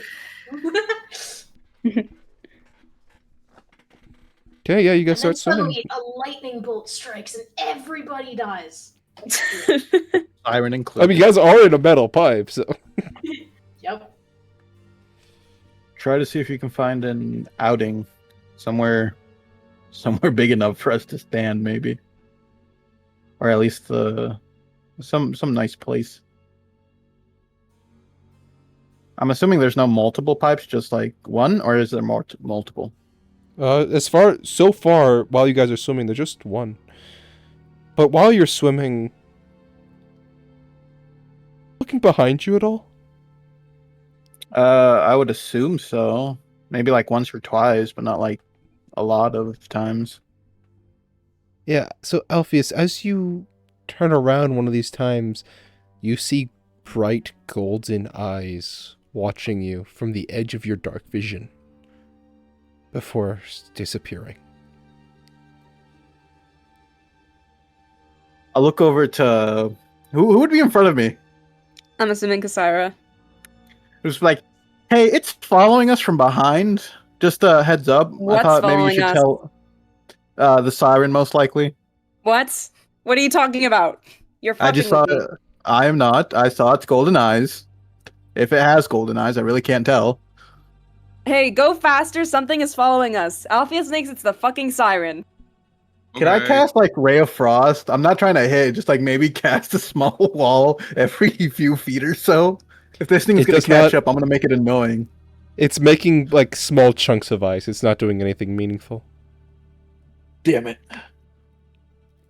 Alright, then I guess I'm just keeping Wait, I got an idea. Kasira, let me wrap this Yes. rope around your leg. And then I'm gonna attach it to my waist. Just like you're gonna have to swim me here, but I'll keep a lookout on the flank. That's fine. She'll immediately do so as she keeps on moving. Does Aquan happen to have the cantrip shape water? I did at one point. I don't know if I do anymore. Let me see. Beep boopy boo. I do. You can freeze water with that if you want to create walls behind us.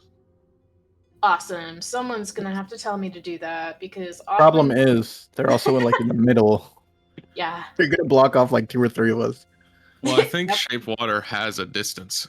I don't think Oh, it's does a touch range. Yeah, 30 feet, 5 foot cube. Oh, Mhm. nice. There you go. I can also make it green. For no reason. I can just make it green. Wow. Just for aesthetics. Nice.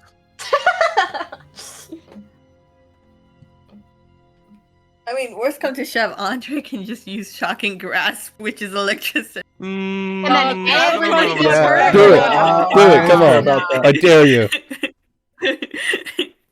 So vetoed. Come Yeah, on. If you pull another impulsive Respectfully. attack, I'm just getting out of here, man. Like, no more impulses. Out of here. So, you guys continue swimming? Yar. I would assume so. Alfish is watching behind them, Okay. just preparing, just in case. Hey, Rook, can you make me a perception check? Absolutely. Check this out, guys. This Oh, one's for actually you perception guys. today. Yay. 21. Oh, yeah, Hey. you Say see that. some Usually golden ends eyes in that. front of you. Done. How far? Pretty much at the edge of your range. That would be like 60 Before feet. immediately disappearing and swimming off. Yeah, she's in front of us now, guys. I'm just gonna stay ready to beef, I guess. DM, I have a question. Yes. When he announced this, was there still a pair of golden eyes behind me and Alpheus? No. At least not that Okay. you could see. Okay, just thinking about if there's multiple sirens. frightening. Yeah, Cassandra will just announce this. She'll just say, I don't know if there's more than one, but just be prepared. Yeah. We do need to find a way to block off some of these exits and just find a place where we can, actually fight effectively.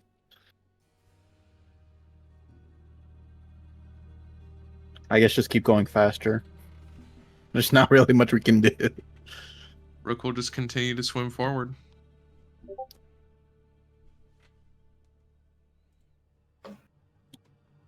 Yeah.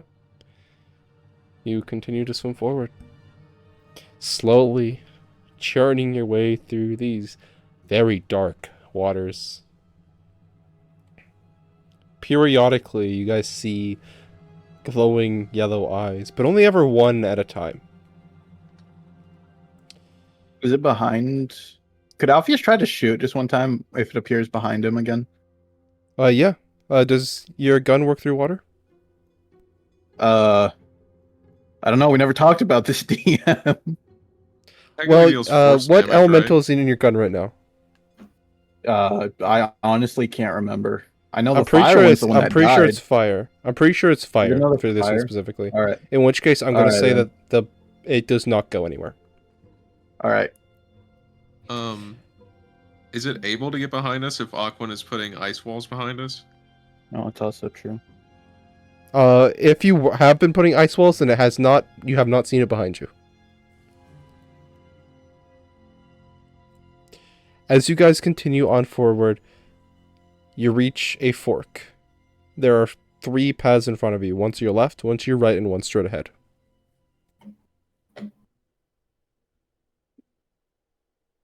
Sir Benjamin, which way do we go?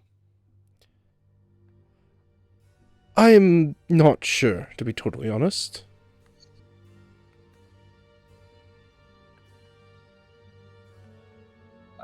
Honestly, Rook, just choose one. I mean, Sir Benjamin, do you know which one of these do you hear the sound more? It is very difficult to hear through the water. I'm not going to lie. Can I pray real quick, DM? Sure. Sandman, which one of these pipes is going to get me closer to vengeance?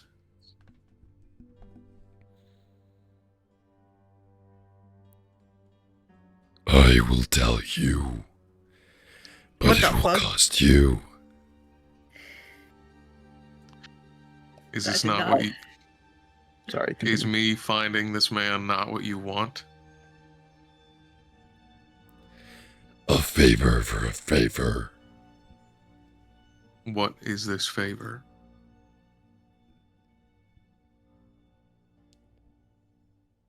You will learn soon. I accept. You see as a couple particles of sand start to swing towards your right. Right it is. He starts swimming.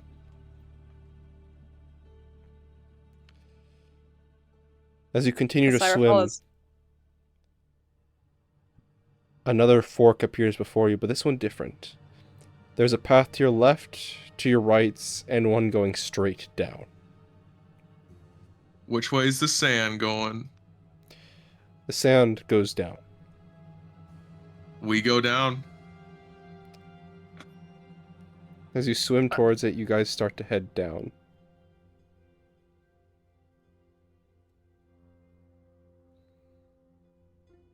Down and down and down.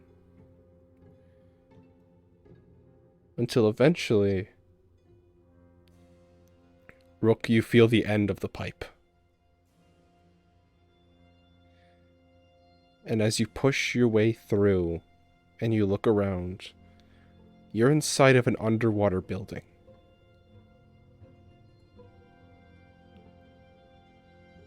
What do you do? I hop out of the pipe to allow my compatriots enough room to get out, and then I look around see if I can see anything. So you look around. While this area is much larger, it is still somewhat cramped, with people being able to stand about 2 apart, or like it's about 10 feet wide at its maximum. And as you guys look around, you're in kind of a hallway. As you look sorry, the glass on what looks to be windows, or at least at one point have been windows, but now are darkened by something. The glass looks to be almost mural-like, with depicting a man with a sword, at least on the one that you are closest to. The ground is carpeted with a very beautiful looking carpet, or at least what at one point was before years and years of water damage took it. A rusted over knight's armor, barely visible through weeds that are starting to grow from it. You are in an underwater building many, many feet below the ocean surface. I see. Are there any signs that anybody's been here recently? So you look around, there's nothing. There is a couple of weeds. That's the only life that you can even visibly see. There's no fish, no minnows, no nothing, and definitely no people.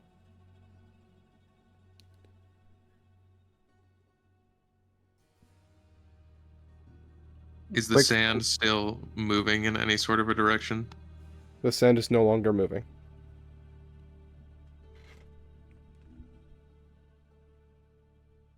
Could I get a quick clarification? Yes? So in the hallway, there's no water. It's just like air, right? No, it is water. It is fully filled with water. Oh, okay. Just checking.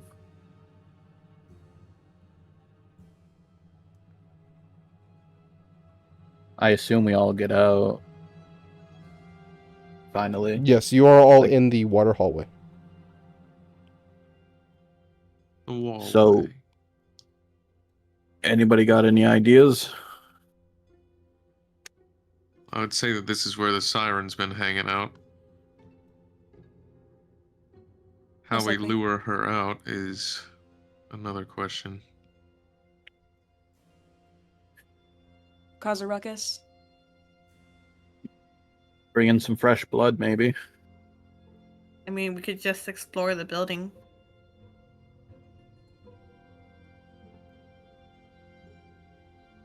And risk getting separated? Obviously together. This place Yeah. could be trapped.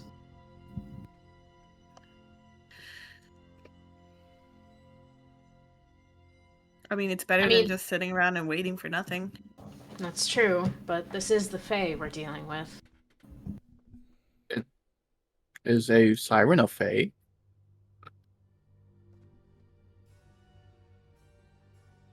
You guys are unsure if a siren is a fae. All right. I've had enough of fae. I'm gonna be honest with y'all. Apparently Sorry, will nothing not. good comes from him. Yeah. How about DM, does anything around this area currently look out of place? Not here. You guys can go further explore these hallways to see.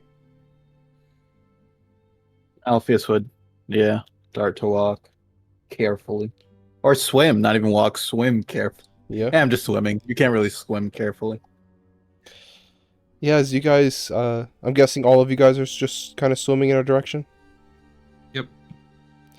As you guys are swimming, more and more things kind of start to point towards this being, at least at one point, a royal place. A place where a king would sit. As you see banners lining the walls, beautiful drapes, or at least once beautiful. You see beautiful wooden chairs, but for multiple people that are wide. I forgot what they're benches. Lining the walls, but mostly falling apart. And as you continue swimming, eventually the room opens up as the ceiling goes high above your head. You've entered what looks to be some form of ballroom.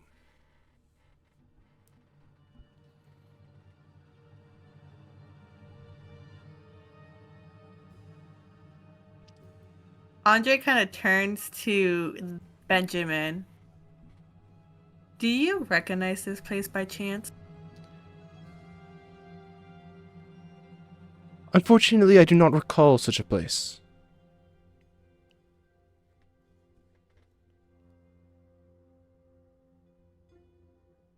I mean, it's pretty nice. I mean, aside from, you know.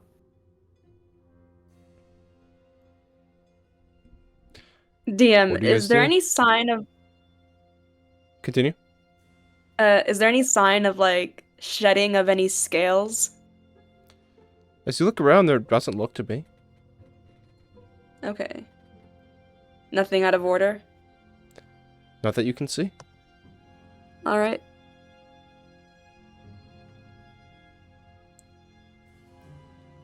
What do you guys do?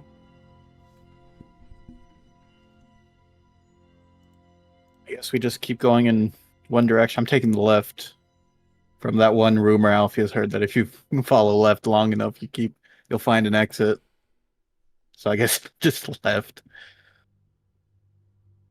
Yeah, as you continue to follow the left path. So all of you guys' ears are covered at this moment, correct? Yes. I would assume so, yes.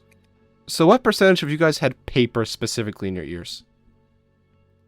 Because I thought that was Oh, mentioned. no. What was That I was, think I tried to, but I wasn't able to. But didn't Endre use I believe I started. the Dwarven Book's paper? He used that on everybody's ears except for her and Sinrux. Bruh. Oh yeah, baby. Easy breezy.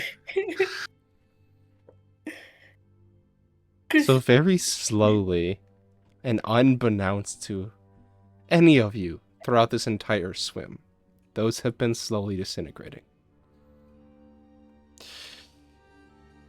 Can you three just roll me a d20 and tell me who rolled lowest? Sure.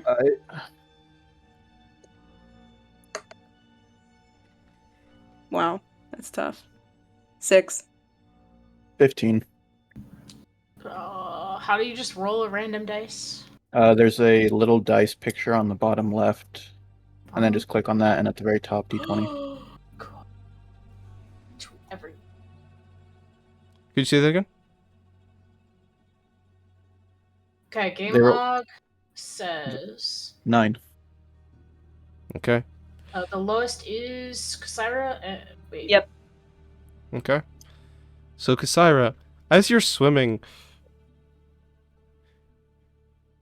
a beautiful sound starts to echo in your ear, preaching of a world without the prince, a world where you can go back and be with the princess, where none of it ever happened.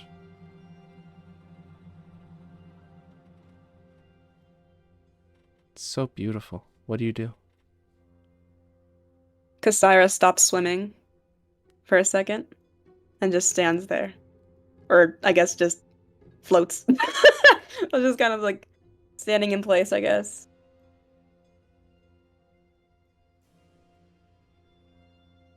And she'll hear the singing out.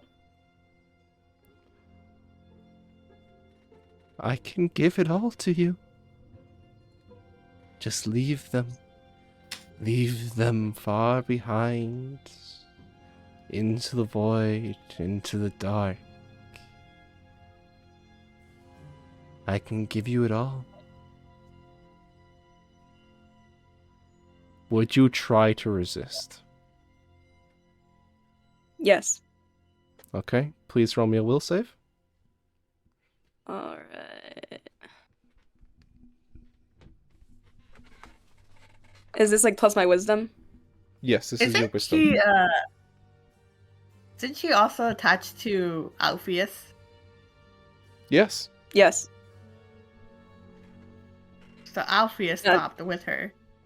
What did you I would say, want to DM? say I got rid of it, but it's up to the DM. You have not gotten rid of the rope, I don't think. All right. And You what did said it you was roll, plus my Sarah? wisdom. It's a wisdom saving throw, basically, yes. Sweet. That's a whopping 13. You managed to avoid it barely, but you are tempted. Kasira will start to say, I hear it singing. It's trying to lure me in. And she'll feel her ears. It's gone. The paper's gone. Somebody needs to help Kasara. Hey, Aquin, Andre you will hear a very go beautiful over to song. Kasira. Oh yeah. Andre It will is go preaching. over to Kasira and I'll let you finish. No, you continue.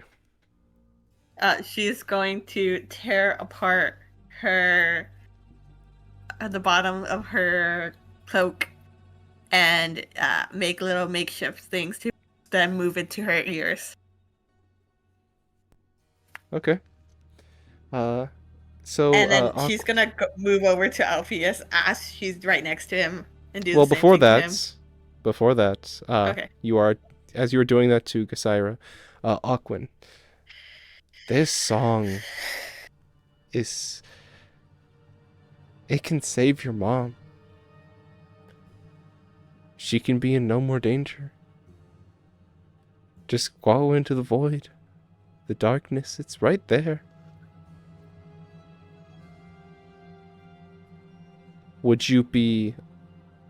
Are you against doing this?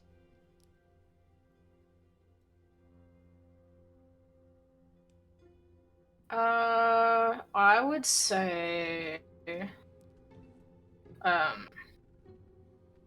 Aquan is more of a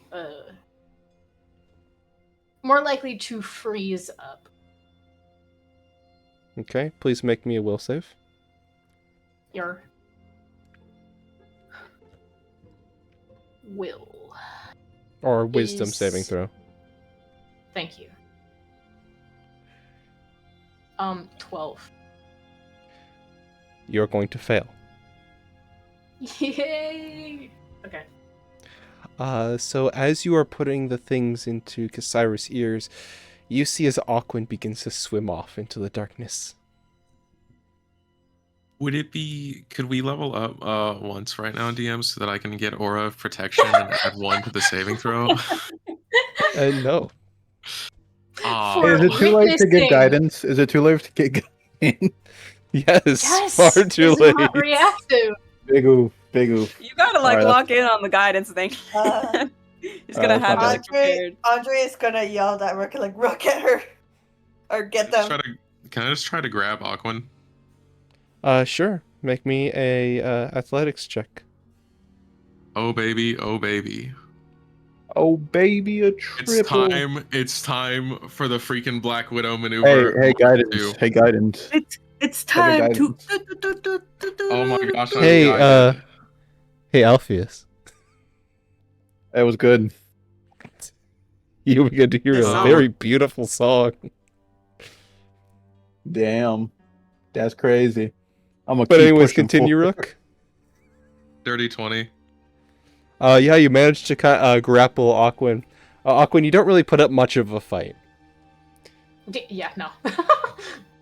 Alpheus. No, I'm like saying you do not actually attempt to fight this. That is not how this siren is working. I know. I was joking. Alpheus, you begin to hear such a sweet tone about how it can bring your dad back and you can have your happy family again. No evil people, just you, your dad, your sisters, your mom. All I would like to happy. point this out. I would like to point this out. Alpheus is completely fine with his father's passing. Yeah, well, you I don't also know don't. What do you he's want trying most? to Then think. what do you want most? Probably to kill that certain flower-smelling bitch. Get the Okay, pieces then of the that. book, stuff like that. Yeah, all right, cool. Thank you All right, for okay, so clarifying. I'll go back a little bit. It starts whispering you promises of revenge, of pages of a book, of having it all, of knowing it all, having the power to do what you want. There you go, much better. I'm assuming I'm gonna have to roll for this. Do you resist? That is a good question.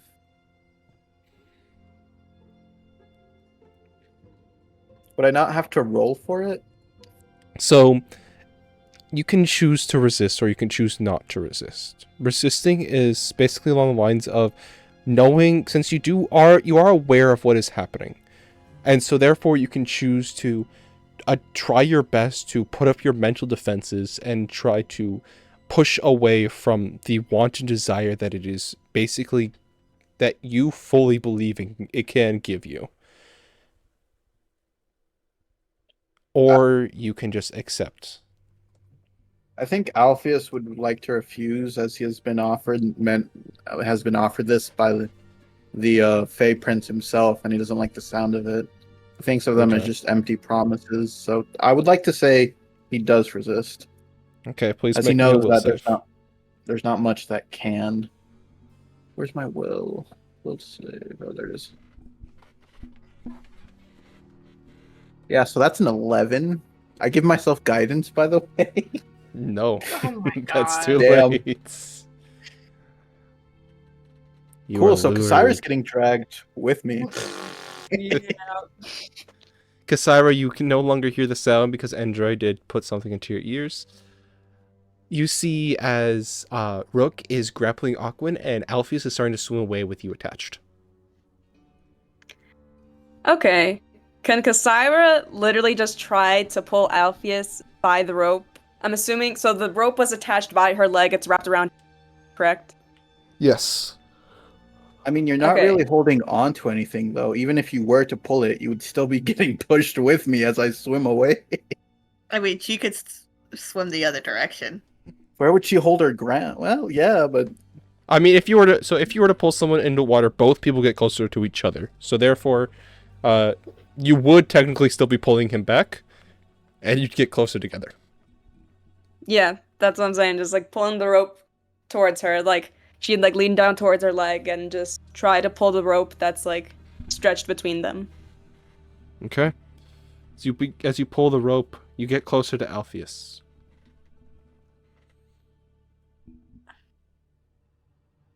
And she will try to grapple him and swim away. Okay. Please roll a grapple. Or an athletics, I should say. Alright.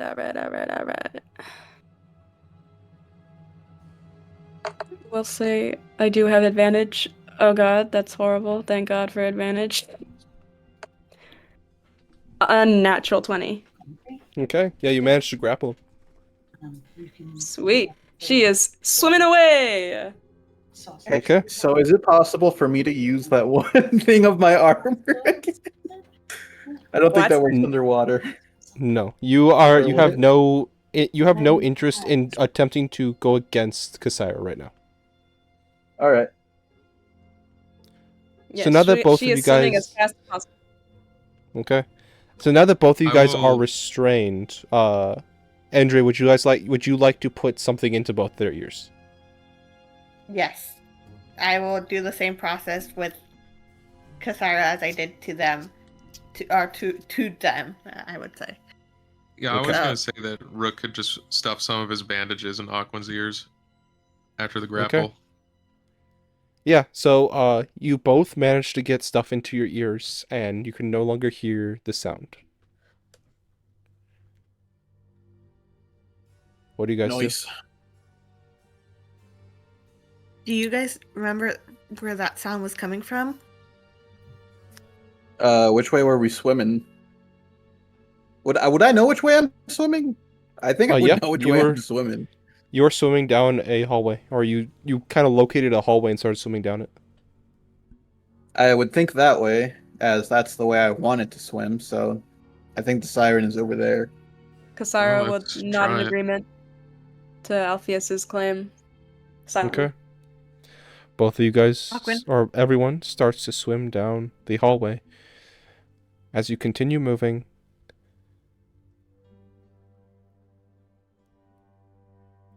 something starts to feel off. You And can't make a tell what though. perception check. Sure. Damn.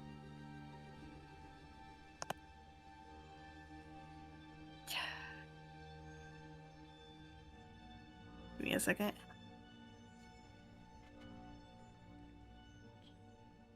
Ten. Okay. As you look ahead, nothing seems totally off.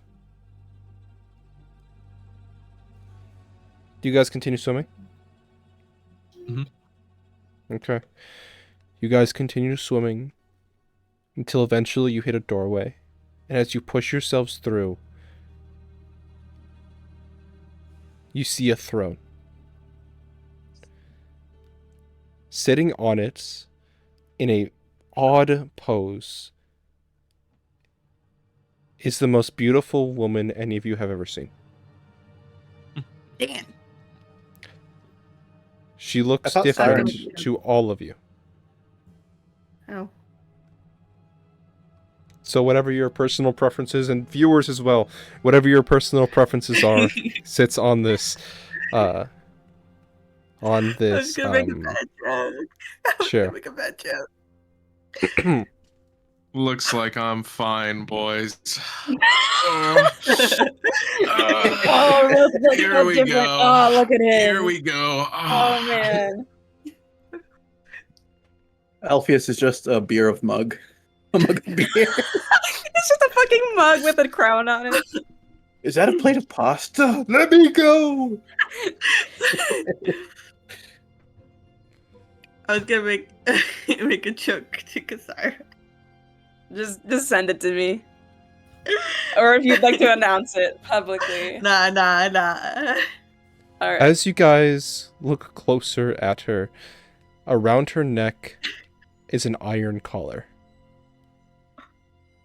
She is sitting there as if on dry land. She doesn't look to have a tail or mermaid's tail. Her hair, she just doesn't look to have a mermaid's tail. She looks like a normal person sitting there with, as if there was no water, hand on or elbow on the side of the chair, fist underneath her chin, looking at all of you enter. Wait, so she's chained to the chair, correct? There's no chain on the collar. It is just a collar. Oh, okay. Andre just kind of looks confused, like, how is she here? I guess Alpheus would try to speak to it, so I'm going to assume you're the one who's been following us for a bit and maybe doing this. She opens her mouth and you don't hear anything. It's the shit we got in our ears. We can't hear her. You understand yes or no questions? I'm gonna You ask. see as she yes or nods no. up and down. Are you the one doing this? Again, I ask. She nods up and down. You Are being you the- controlled by number 3? She nods up and down. What? Can you take us to him? She nods left and right.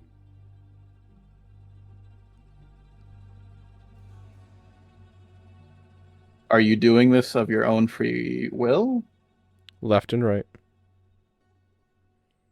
Would you be controlling these people if you had a choice? She shrugs. Alright, so she's like just not sold on it.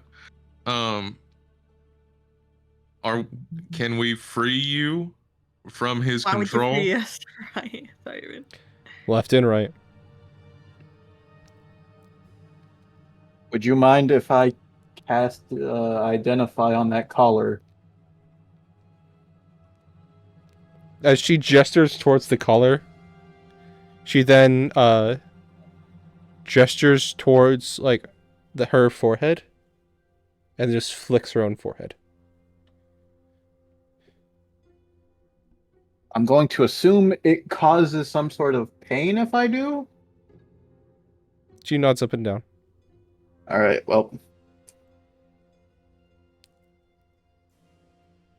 Can you point in the direction where number 3 is?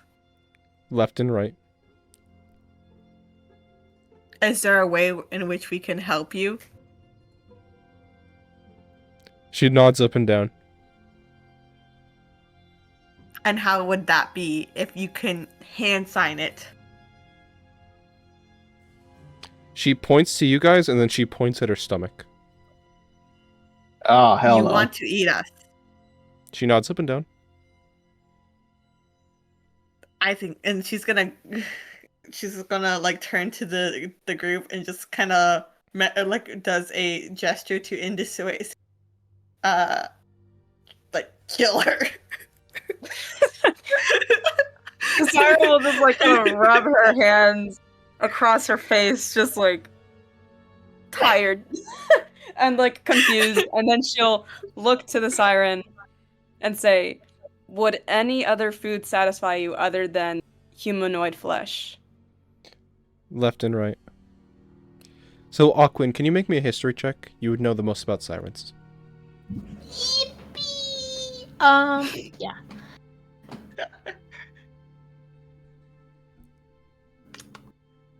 History. Can they have That's an eight. advantage, perhaps? Buh. No. Aquin remembers something from a fairy tale book. Oh, what'd you roll? 8. Got it. You are aware that sirens eat people. That is their diet. That's about it. Yeah. So I cast Shatter. No, I'm not. Aquin breathes lightning at your face. Smiles. Okay, yeah, congratulations, y'all done. Since when does Aquin We read apologize. minds? That's crazy. Underwater taser. Yeah, no, that's not happening. She is still just sitting there, though. Uh-huh. Okay, Andre, say, is there a reason why you haven't attacked us yet? Well, it's yes and no, Andre. What are we supposed to? How? I She asked kinda if there shrugs. is a reason. She kind of shrugs. Are you bound by something? She points towards the collar. What if we destroyed the collar? It would do damage to her. Or She nods if we up and destroyed down. it in a way. I mean, why does that matter at this point? If it damages her or not?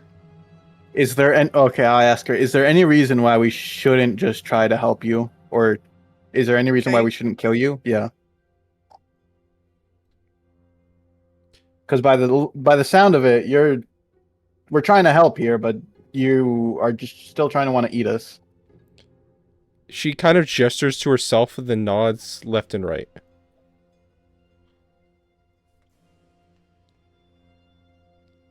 You don't want to eat us? She lifts up, so she is wearing clothes. I just want to make sure that's very clear. She is wearing clothes. So she lifts up her shirt, and you see that she is incredibly skinny. Oh. He hasn't eaten in a while, but also. Wait, you eat- were you, What if we give her like the evil guards? Well, the guards aren't necessarily evil; they're being controlled. that too? Oh, that's also true. Wait, DM. were you the one in the? Can I ask her? Were you the one in the sewers or the pipes with us? She nods up and down. Okay, there's not more of you, or is there more of you? She kind of looks down and then just shakes her head no. Oh, that's decent at least. But it looks What are you like these gonna people ask, aren't being. Oops, sorry.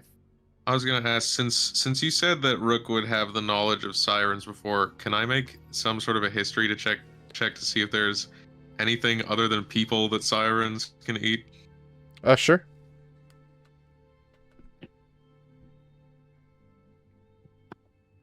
Oh my gosh, a natural 20! Hey. Okay, I guess I can give you kind of the full rundown of sirens in my world. So sirens are typically people eaters. They sit on rocks and they call sailors to them, tempting them with whatever they desire most. They leap off ships, swim towards them, and they typically eat them.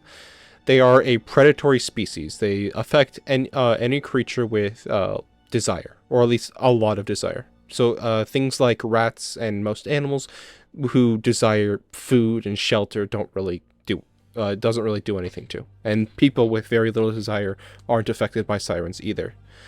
Typically, they are found in groups of like 5 or 6, typically.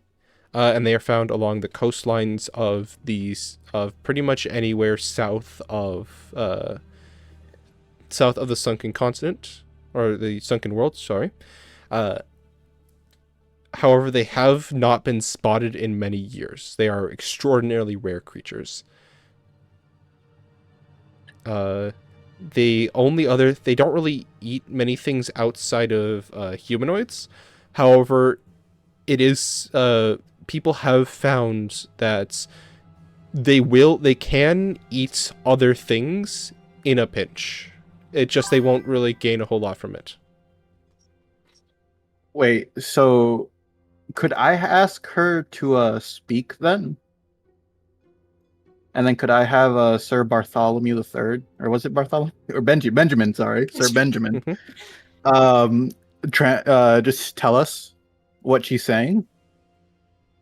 As long as you can understand Benjamin, yes. I mean, he was speaking common. Yeah, but you guys still have your ears covered, and it's still difficult to talk. Ah, shit, you're right. But you could just get close to it. Wait, DM. So I have a thing called magical tinkering, and I can create a static visual effect, including 25 words of text, of actual text.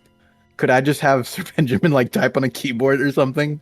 What the sirens? Okay, sick. All right. All right. Anybody got any good questions or full answers? I only got 4 of these, so. You can reuse them. All right, thank you. All right, so what's a good one? Okay, so what will happen if we take off the collar? What does the collar do, in a sense? I'll ask first, and then have Benjamin type it. So as you look to Benjamin, Benjamin is kind of creeped out by what's in front of him. He is seeing something different than all of you guys. As he looks at her, he then begins to kind of type quite well. In fact, he is a expert connoisseur. Her collar will cause her head to explode. Damn. Or at least that's what she was told. And if I were to, what causes it to explode? Just if somebody touches it, or somebody casts magic around it? Any form of or tinkering. How much would she know? My question is, would identify? Because identify is more just like a touch, and you find out. No, it's not really tinkering. Are you saying that to me or to her? I'm thinking here. Hold on, let me reread identify real quick. In the meantime, would any of you guys like to ask any questions? Rook is thinking. I mean, if we had a way to dispel magic, that would probably help.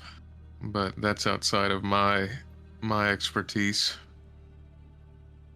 Ask her if she wants revenge off the person that hurt her or trapped her like this. You see as she nods vigorously, and the rat is going to type, yes, she has a deep loathing for him. He killed her family. Rook Okay. looks at this lady with so much sympathy. Rook will walk up towards her and or swim up towards her, I guess, and just yes, I'm looking for him too. Realistically, I would like for you to leave this place alone, but if we can get this guy and you just agree to leave people alone, then we don't have to be enemies.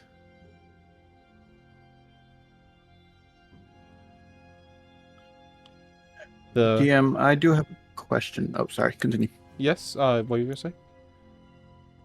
Just finish Rook's thing and then I'll ask it. As you turn around and you kind of look for the rat to, the rat kind of swims up alongside you, typing along.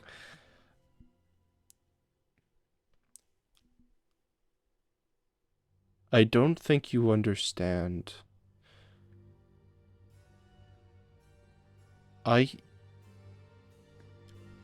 Just as it is your nature to eat a pig or a cow,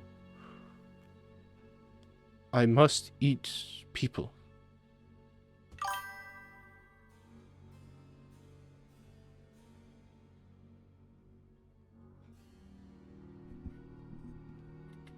Well, we're at a bit of an impasse then.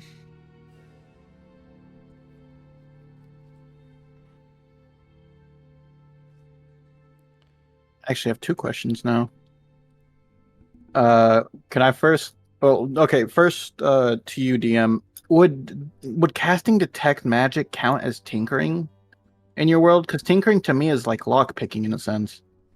So, generally, if it's not going to be touching, yeah, you're pretty sure it won't do anything. If you do have to touch, you're not sure because you are translating through a mouse. Or sorry, rat. You're not like sure if that would count as tinkering or not. And I guess second, I would ask the siren. Do you know what's been happening to the people? Then, if you're not eating them, what exactly has been happening to the people? He's been taking them. Would you know to where exactly? She points up. Raise more soldiers. Wait, what did you say, Rook? I said to raise more soldiers. She says no. Do you know what they've been taking them for? Like Some form of sacrifice monster. to feed to them? Yes. Interesting. Okay, okay, I'm gonna ask the question. Would it be possible to cast identify on the collar? I would need to touch it. But at this point, we can either try to help you to escape, and I guess you can go on to live your own life. Preferably not around here. But it is a 50-50 chance. You could die in the process. But then again, would you rather live tied up like this the entire time? She says go ahead. Oh. I'm gonna try it. Look it.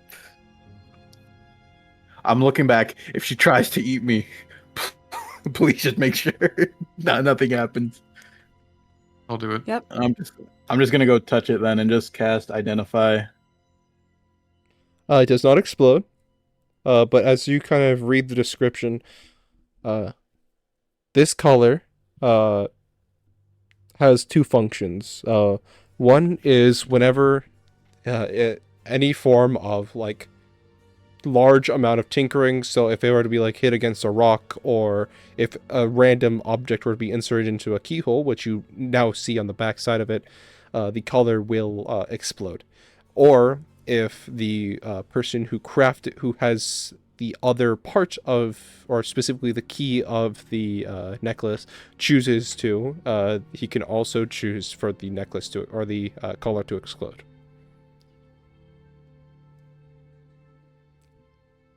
Interesting. I guess I kind of just explained the function out loud.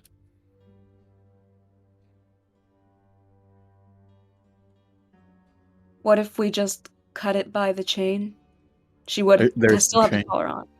There's no chain. Chain. What? It's just a collar. Oh. Okay.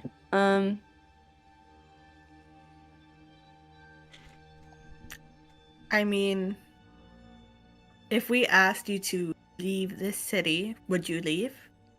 In return of us killing whoever did this to you, or at least set you free? I'll leave if you remove the collar. Can I insight that? Yeah.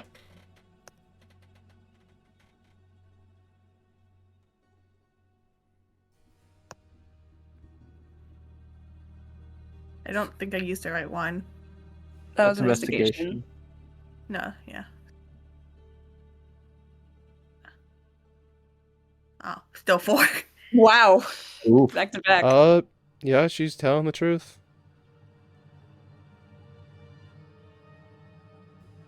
It's just a matter of getting the key. Do you know the general location of your captor? Is he in this points place? Is he above? upwards. Straight up? She kind of starts to move from her throne. Do any of you guys do anything? No. Ready in action. Just a spell, just in case. Okay. She starts to swim upwards before pulling aside a curtain and revealing a door behind it. Oh. I think Rook needs no further instruction and just begins to swim towards the door. I can lockpick it. If you break it, we will make a noise. I understand. She suddenly kind of clutches her stomach and starts to sink towards the ground.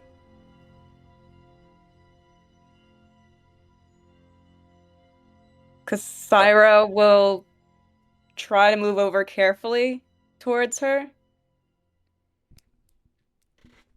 How's Could she I- looking right now? Yeah, that's a good question. Upon closer inspection, so one of her abilities, I forgot to mention this earlier, one of her abilities is that even without sound, she can kind of camouflage herself to look like an incredibly, whatever the most attractive person would look like to any given person. And it would be specifically female in nature, because that's just like how the magic works, because she is female. I wonder who Cassire is thinking of or seeing. It will be whatever the person most. Girl. I don't know. It would You be guys don't know. whatever Yeah. It'd be whatever specific features the person finds most attractive. So a lot of times it will not correspond to any given person. So as you look at her closer, you notice like you can kind of see past the magic a little bit. Her normal form is quite hideous. It is gray skin, with like scale placements throughout, but she does look incredibly malnourished. Okay. Cassira will ask, do you get any type of instinct to immediately feed if you smell blood? She, the mouse who comes along, no. Does blood satisfy you? No. Okay. While this is all talking, can I just try to lockpick the door? Yes, the door is already unlocked though. Oh. I guess I would've Alfie slowly opens it and like takes a quick check around.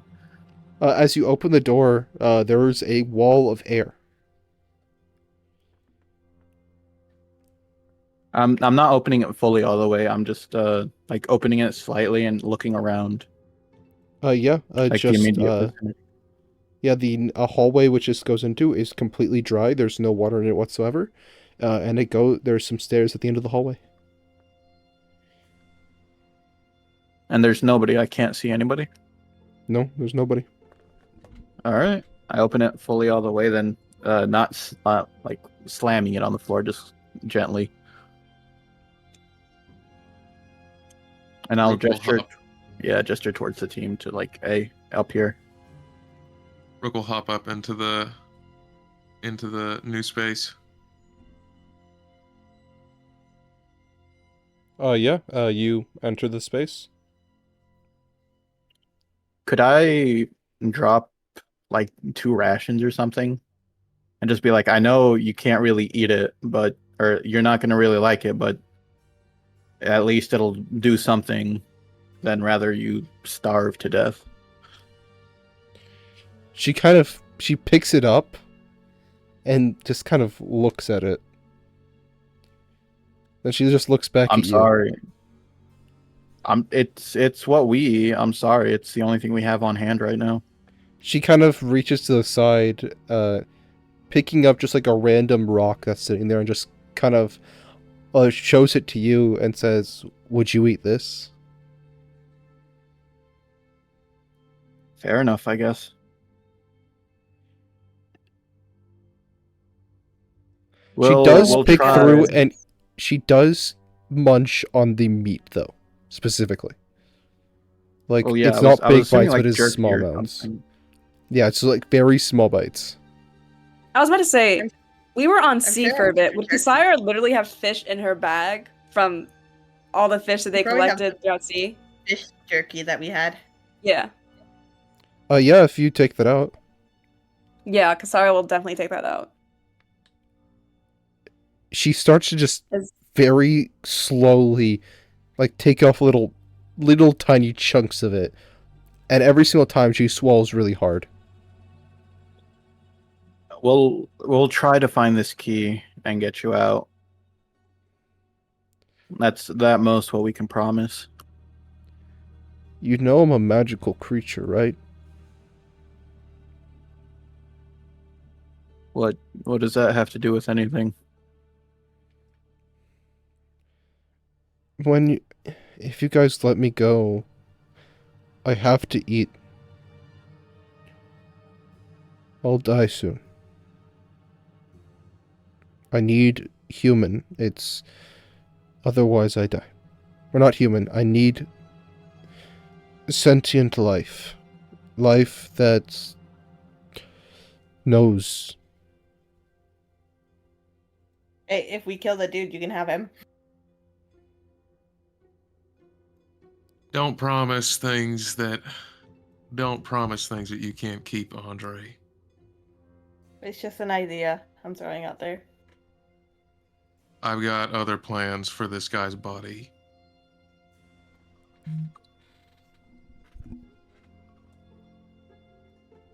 Kasara will turn to the siren. Just try to hang in there. I know we are both very different people as for being, I guess, magical, but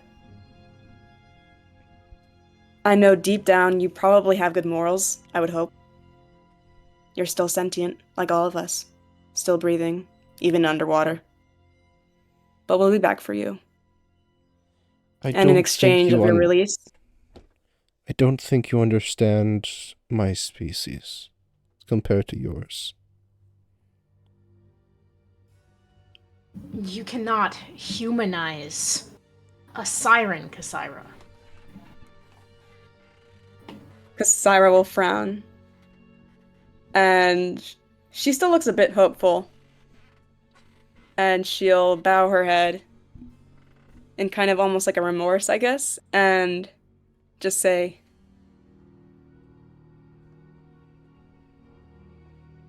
whatever happens, I just hope neither of us have to get hurt. And she will swim away to go join Rook. She mutters to herself, which the mouse does catch and type out without her realizing, I'm going to die today, aren't I? She just kind of swims back over to the throne and just kind of curls up and tries to fall asleep.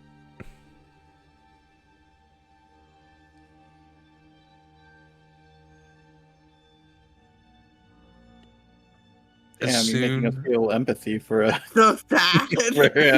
for a monster here, Hendrik. With a speak for DM. yourselves. Speak for yourselves. As soon as we're out of earshot, Rook says, we can't leave her alive. We would be What? murdering anybody that she came into contact with. Thousands of innocents. Do you know how many sailors die to those things? Kasara has a very literally- conflicted look on her face, and she won't respond. She literally talked about how the only thing that she can reasonably eat is sentient life. Now, far be it from me, but if cows started talking to me every day, I would start rethinking whether or not I had the stomach to eat them. I mean, you also, just like maybe- from an outside perspective, just to kind of throw it out there, if the only thing you could eat was cow and they did start talking to you, would you starve yourself and die? Good question. I mean, worst case scenario, we just send her to a different, or send them to a different dimension. I mean, we went to a dimension where frogs were Yeah, let's go to sentient. just sending them somewhere else completely. We were literally sent to a dimension where As if we frogs were had the sentient, ability to, and they were so trying to eat us. I think Send her to limbo. Andre lets it aside, and she nods in agreement with Rook and Aquin. It's more than likely she would even be willing to take children as well. She'll wince at the thought of children being slaughtered, but will still not respond. I mean, Time. she's right there. She's curled up. She's trying to sleep. If anything, wait a second until she falls and kill her then. We need The to do caller. it afterwards just in case the caller will alert number 3 that she's died. But if we kill or, come back and she's gone because number 3 is dead, I'm pretty sure then we it's have the a whole key that situation. decides that, and the collar is still attached to the creature. I So we think can the best just- way is the collar, and if she's able to fall asleep and the collar detonates, at least she'll go out without pain at the very least, or while asleep. That sounds like the most reasonable plan.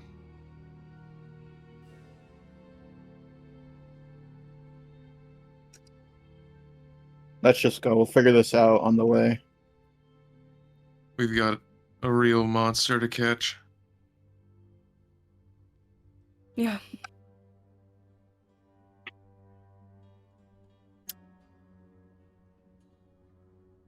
I guess we keep on going. Silently, hopefully. As you guys continue to make your way along this hallway, up the stairs, in front of you guys, at the top of these stairs, is a rather large room that at one point belonged to the king himself, or at least, well, a king. The room has been stripped of everything that once made it kingly. What once stood in the center of the room, a giant bed, now stands nothing. The 2 knight statues that flank the door are still there, completely rusted over, and as you look to your left and to your right, the windows with beautiful engravings of a man receiving with a crown being put on a man's head are now tinted and grimy, with water flowing outside. In the center of this room, growing through it, is a giant tree, or a plant stem or branch growing through the room. However, this has always been there and was incorporated into its design as the city was built on it.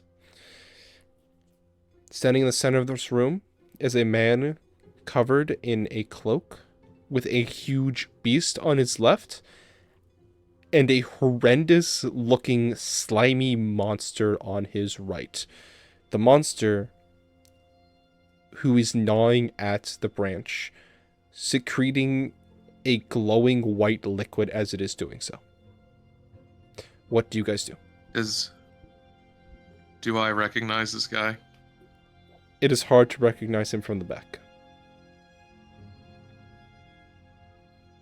Are either of the monsters looking in our direction? No, they are both looking at the log, or at the branch. Is something? Wait, what's happening on the branch? By the way, There is one of the creatures is gnawing on it, and it is then secreting from its mouth a glowing white liquid. It's like And is Princess said Bubblegum's person- brother. Oh, yeah, That's yeah, so okay. Specific.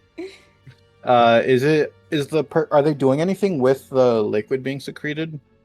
You see multiple bottles near the man's feet on closer inspection with the liquid inside of it. I think Rook looks over to Andre, makes little fire motions with his hands. Yes. And Yes. points over to the bottles. Quick question: is this a fire motion or is this a shatter motion? This is a fire motion. All right, Andre is doing that right I'm kind of sad you didn't ask, Alfie. He'll probably look at I mean- both of you and just be like, Yes. flammable question mark? You know? I mean, I do have Andre literally fireball, will make and I eye think I do more contact damage. with Alpheus and like light a little flame in her hand as insinuate to like do it this.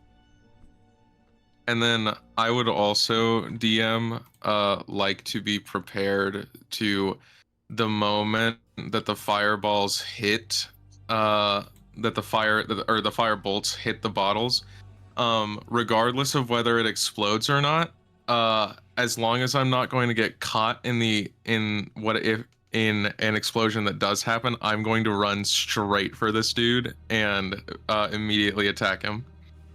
Okay. I did forget to mention one thing in the room. There are skeletons everywhere. Not like animated ones, just like No, just dead skeletons, like people who were eaten. Yeah. Okay. Do you go through with it? Oh, actually, one more detail. Because both me and Rook believe that this is one of the dudes, for the first time in front of everybody, Rook is going to slowly begin unwrapping his hands Okay. as they're firebolting. Hell yeah. Okay. I'm actually Syra. casting Shatter. Sorry. You're good. Kasaira will give this like affirming and supportive look towards Rook as she braces herself and has a hand on the hilt of her sword. What's Aqua doing? Preparing magic, I guess. What spell? Blah, blah, blah, blah. Probably that spell. ice knife. Me too. Bwah, bwah, Okay. bwah, bwah. So there are 3 different spell effects which are about to hit. Ice Knife, which is going to hit everything, or at least attempt to hit everything, and it will hit the bottles. Shatter, which will also hit the bottles, and Fire Bolts or Fireball. Have fireball, have fire bolt. Okay. Wait. And Fire Bolts No. also aimed at the bottles. That would make it fun. So there is one. Or can I?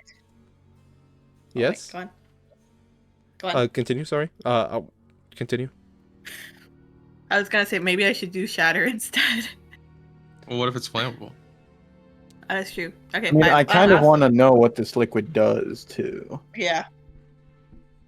Fuck it. Just do whatever. Destruction. Fuck them up. Okay. So I'm gonna have Yay. all. So what everyone just like confirm and lock in what they're gonna do. Yes. Yes. Okay. I don't like how the DM is Cyrus phrasing shadowing this. Rook. For support. So Something's now not right I've been here. trying to rack my brain on what this liquid will do. So I'm going to ask for your guys' Aquan's help. not casting. Aquan is not casting Ice Knife. She's preparing it.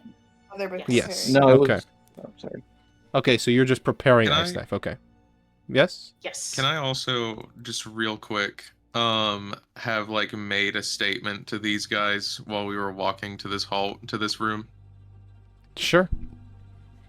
Yeah, I just forgot to mention this earlier, but Rook would say like, if this is the guy that I'm looking for, one way or another, even if you have to knock him unconscious to do it, let me be the one to kill him.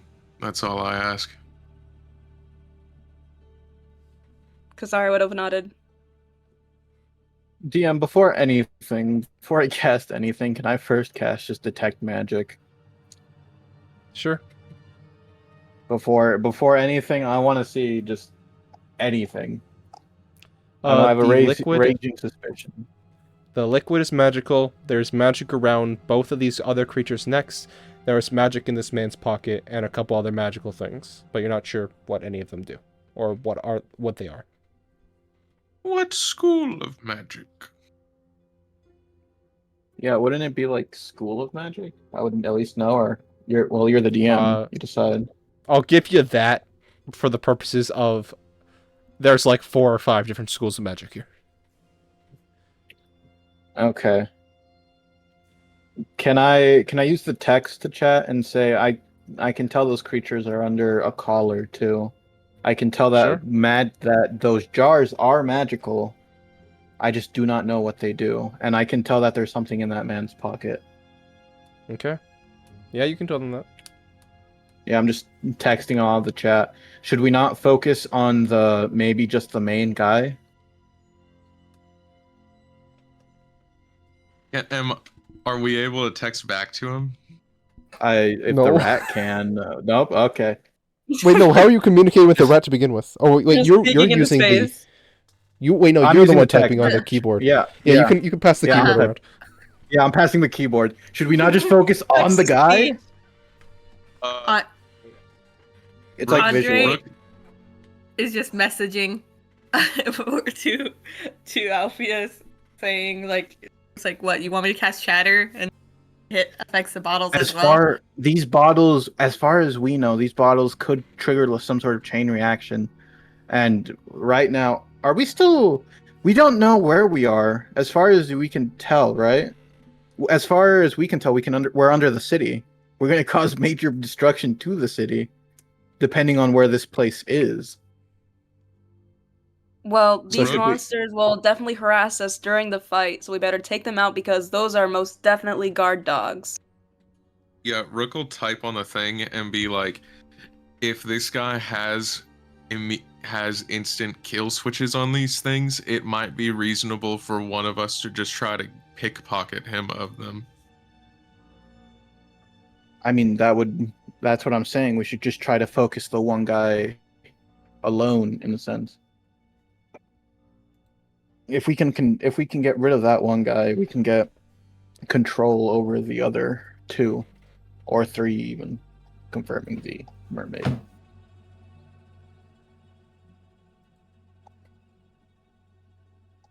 I mean, wait, couldn't Endre use hold person?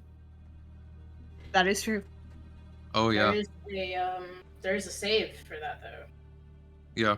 I mean, if it fails, then the rest of us just wail on him. I think that's the best course of action here. I mean, I could do that. This outside of game, this is a surprise round, assuming that he doesn't know we're here by this time. Yeah, I mean, can we just Someone's like realistically slowly walking in. like, So they can also we have just, like, things in their enter a ears. surprise round? They Huh? still have things in their ears, so they aren't paying attention. They're just still doing their thing though.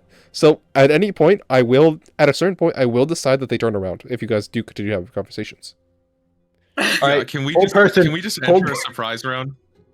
Yeah, surprise round. If we don't make it, then I'll hold person. Hold person. We're all waiting on Endre to see what happens. I'm not going to cast Shatter anymore. I'm just going to prepare my gun. It'll be Okay. a surprise round. I'm gonna do hold person next. I'm sorry. That's what I'm doing after. I'm going for the bottles first. No, you don't know what they're going to do. Hold person. Exactly. We are that's under why- a city. We know you just killed 2 people, but are you willing to kill the entire city now? This is worth I'm it. gonna shoot the. Okay, we're continuing to I'm talk. Let's just do the thing. Whole He's gonna make a person. turn. He's gonna Whole make a turn. person. No, Fuck's no. sake. This is my character. your I do thing. what I want with my character. I'm And we're shooting the talking as bottles. a team. Whole Alright, person. continue. For Let's go. Christ's sake. Alpheus would definitely be shouting. Or typing whole No. person. In caps. You All do right. you, Andre. All right, yeah, just kill the entirety of the city. Why don't you?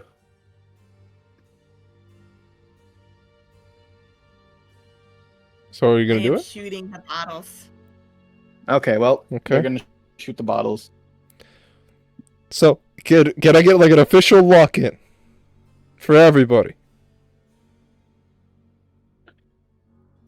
Just say realistically, I. I'm just- if we just enter a surprise round, can't we just go like sequentially as what we're doing? That's what I'm saying. Okay.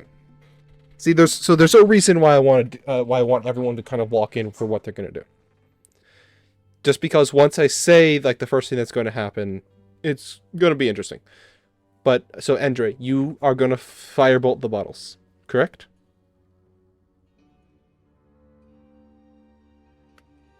They're muted. Give them a sec.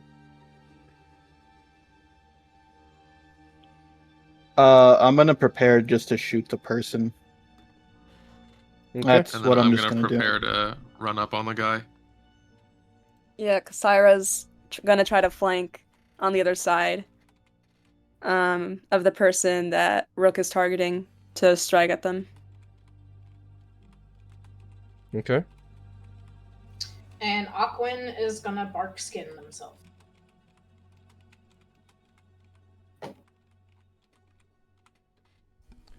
Okay. I'm just waiting for Endre for you to get back and to confirm, just to Oh. make sure. Yes. Yes. Wait. If I Okay. cast shatter on the bottles, will they break? Yeah. Okay, then I'm casting shatter. Okay. You could probably hit all of them with shatter, right? That was Yes. the idea. Yeah. So we will be ending after this first turn.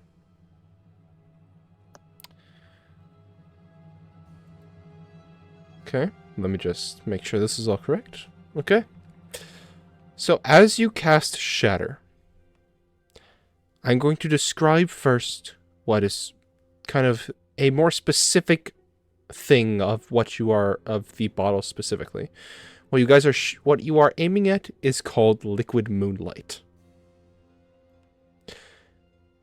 It is a highly magical, highly volatile substance. As you cast Shatter, I'm going to ask that every single person makes a wisdom saving throw. No. A dexterity saving throw. As you all get hit with the full force of radiance. Oh, don't hit the. I'm not gonna hold person. I'm holding this. I'm gonna hold this. So please everyone make a dexterity saving throw. And please tell me if you get Alright, above a 15. And I do repeat, above a 15. Yes, you I do did have not. that. Kasaira. Above. You tell me Yeah, if you hold on, get give me a above a second. 15. I do get above a 15. Okay. Rook? I also get above a 15. Aquin? Above. Endre? But Kat, you No. rolled a 15. That is not above. Yeah, so you That's need to fine. roll Never a mind. 16 or higher, basically. Never mind. It was a custom, so it didn't include the plus skill. Okay. Endre? No. Alpheus? No. Okay. So some of you guys are going to be taking half damage. Alpheus and Endre, how much health do you guys have? 32. But I'm Uh, assuming 0 now. 33. Okay. So, you guys hit the bottles. And now, I never said how many there were. There are 5 bottles. Each one is going to shatter. and deal damage. Now, every single person in the room gets hit by this, and the 3 closest. Okay. They all fail. Big. Thank God. Yay, I did damage. And extra damage because of shatter. We are going Mhm. to die, and your entire focus is on. Yeah, okay. Our priorities are interesting here.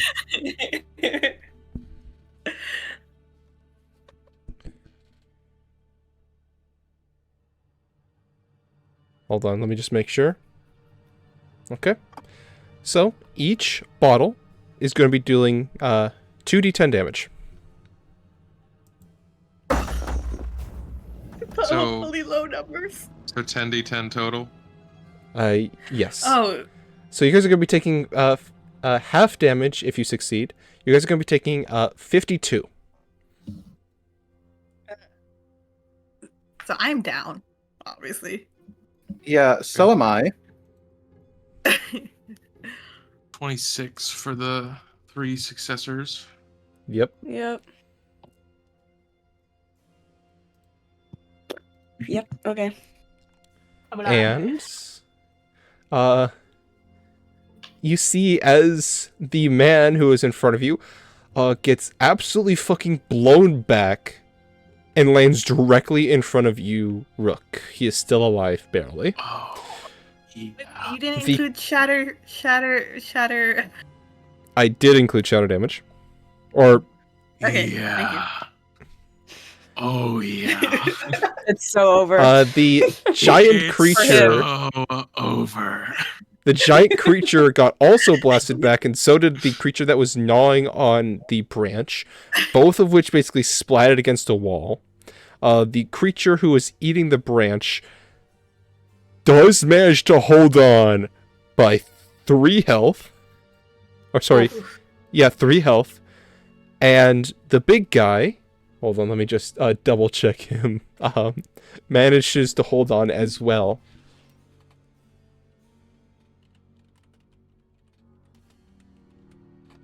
Hold on, wait, let me just double check it.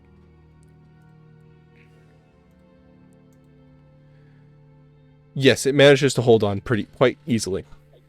But it is dazed. Think most creatures are dazed. Rook, if you'd like to do it, by all means.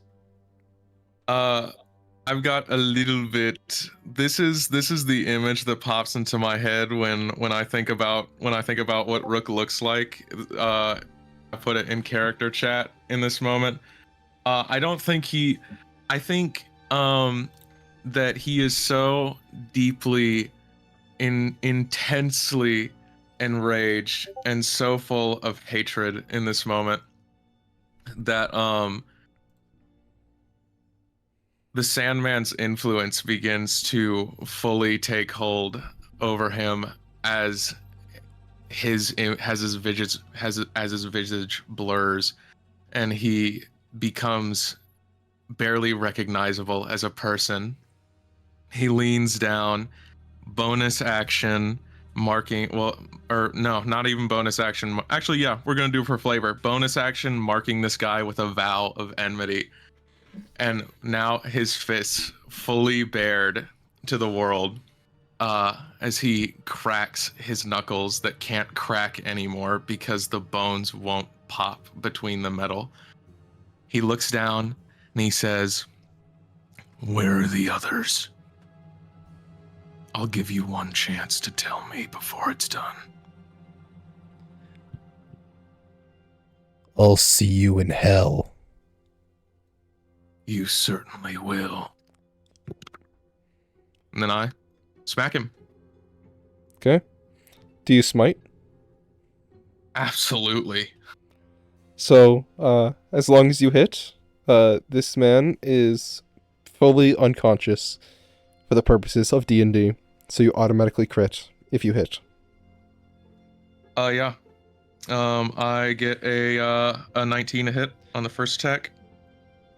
You hit? Yeah. Do you, I'll roll damage. I'll smite with a 2nd level spell slot, and you said that I auto crit? Yep. It's my only second level spell slot because I cast Zone of Truth earlier today. Where are my freaking D8s at?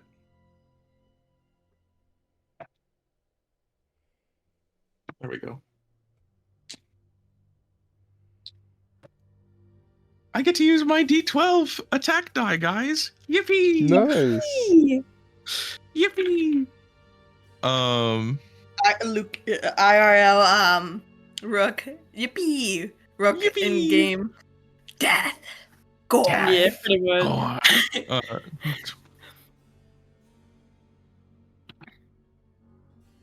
We critting. Yeah, fuck him up.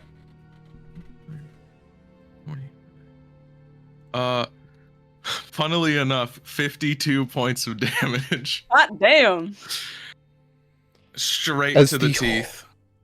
As the holy fist of vengeance starts to come down, what at first looks like smoke coming off, but actually sand, as your fist collides with this man's face. You are doing lethal damage, correct? 100%. As you are as you make contact with his nose, it's so soft, as it is now sand. And as your fist carries through, like punching a pile of sand, the softest sand, the most satisfying sand, until your fist plunges shoulder deep into the ground, fully burying your fist underneath it. This guy no longer exists. His body is gone as a gust of wind from somewhere unknown sweeps away the sand, which is now his corpse. 1 down. 4 to go. Think Rook, arm buried deep into the ground as he thinks 1 down, 4 to go. I think that there is a viscerally unnerving smile on his face as his eyes are wide, his lips curled upwards into this face of absolute vindication and ecstasy. And he pauses for a moment to accept the fact that 5 years of effort has finally led to the first victory.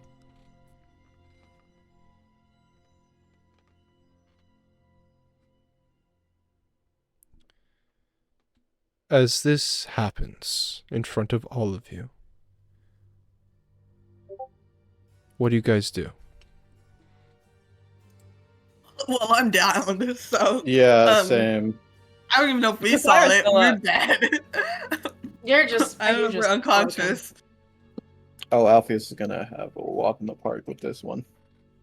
I think upon charging forward, kind of shadowing Rook's footsteps before taking her course of action to take a turn and flank the cloaked figure, she would have been ready to like hail her sword down on the figure before seeing Rook's fist descend down into the floor and just keep going. And she doesn't flinch, but there's an immediate drop in her face when she sees the gore in front of her and how impossibly strong he was, and how the kind of twisted nature within this face. She would pause and her grip almost loosens as she just stares and sees as the corpse kind of shifts from like a red to now like a golden brown to the sand, and the grain starting to like drift off through wind passing by. And her eyes would shift back to Rook. and just stand there, speechless. She would not utter a word. And then her eyes would linger towards the bodies of her downed friends.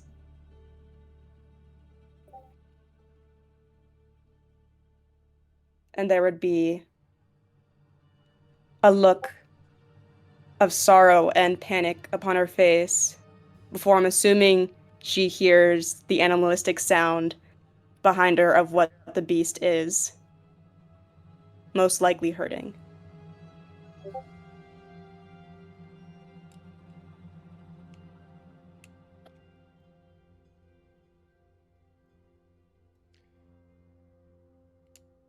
Okay. As you turn around and you see the beast, it is cowering in the side of the room.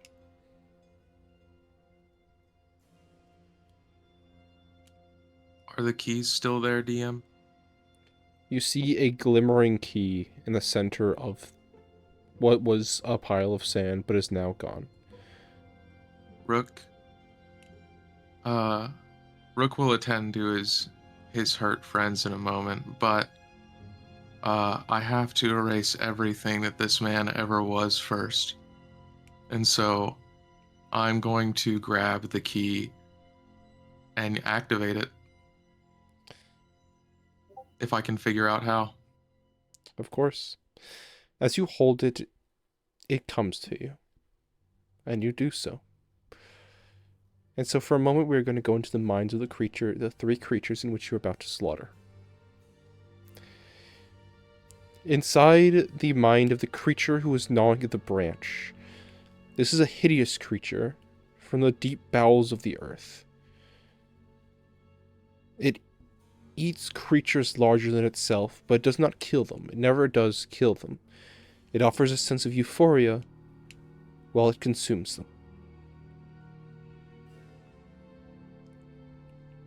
To the creature, the large, lumbering creature, it does not understand where it is.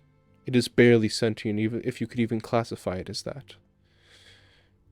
It was ripped away from its tribe and forced to be a bodyguard to wipe the minds of all who entered this room and feed it to the creature who stands near you, the creature who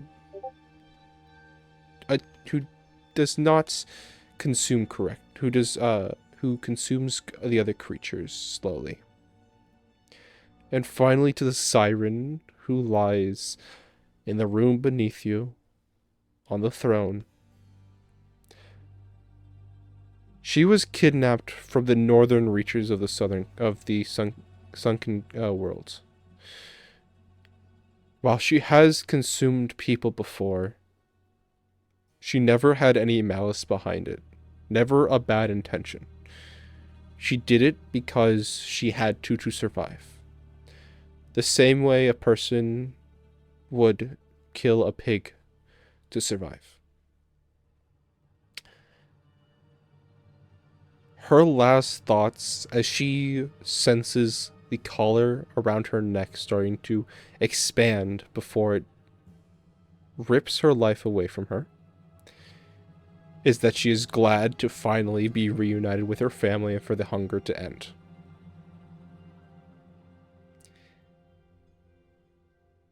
In a chorus of blood, 3 collars pop.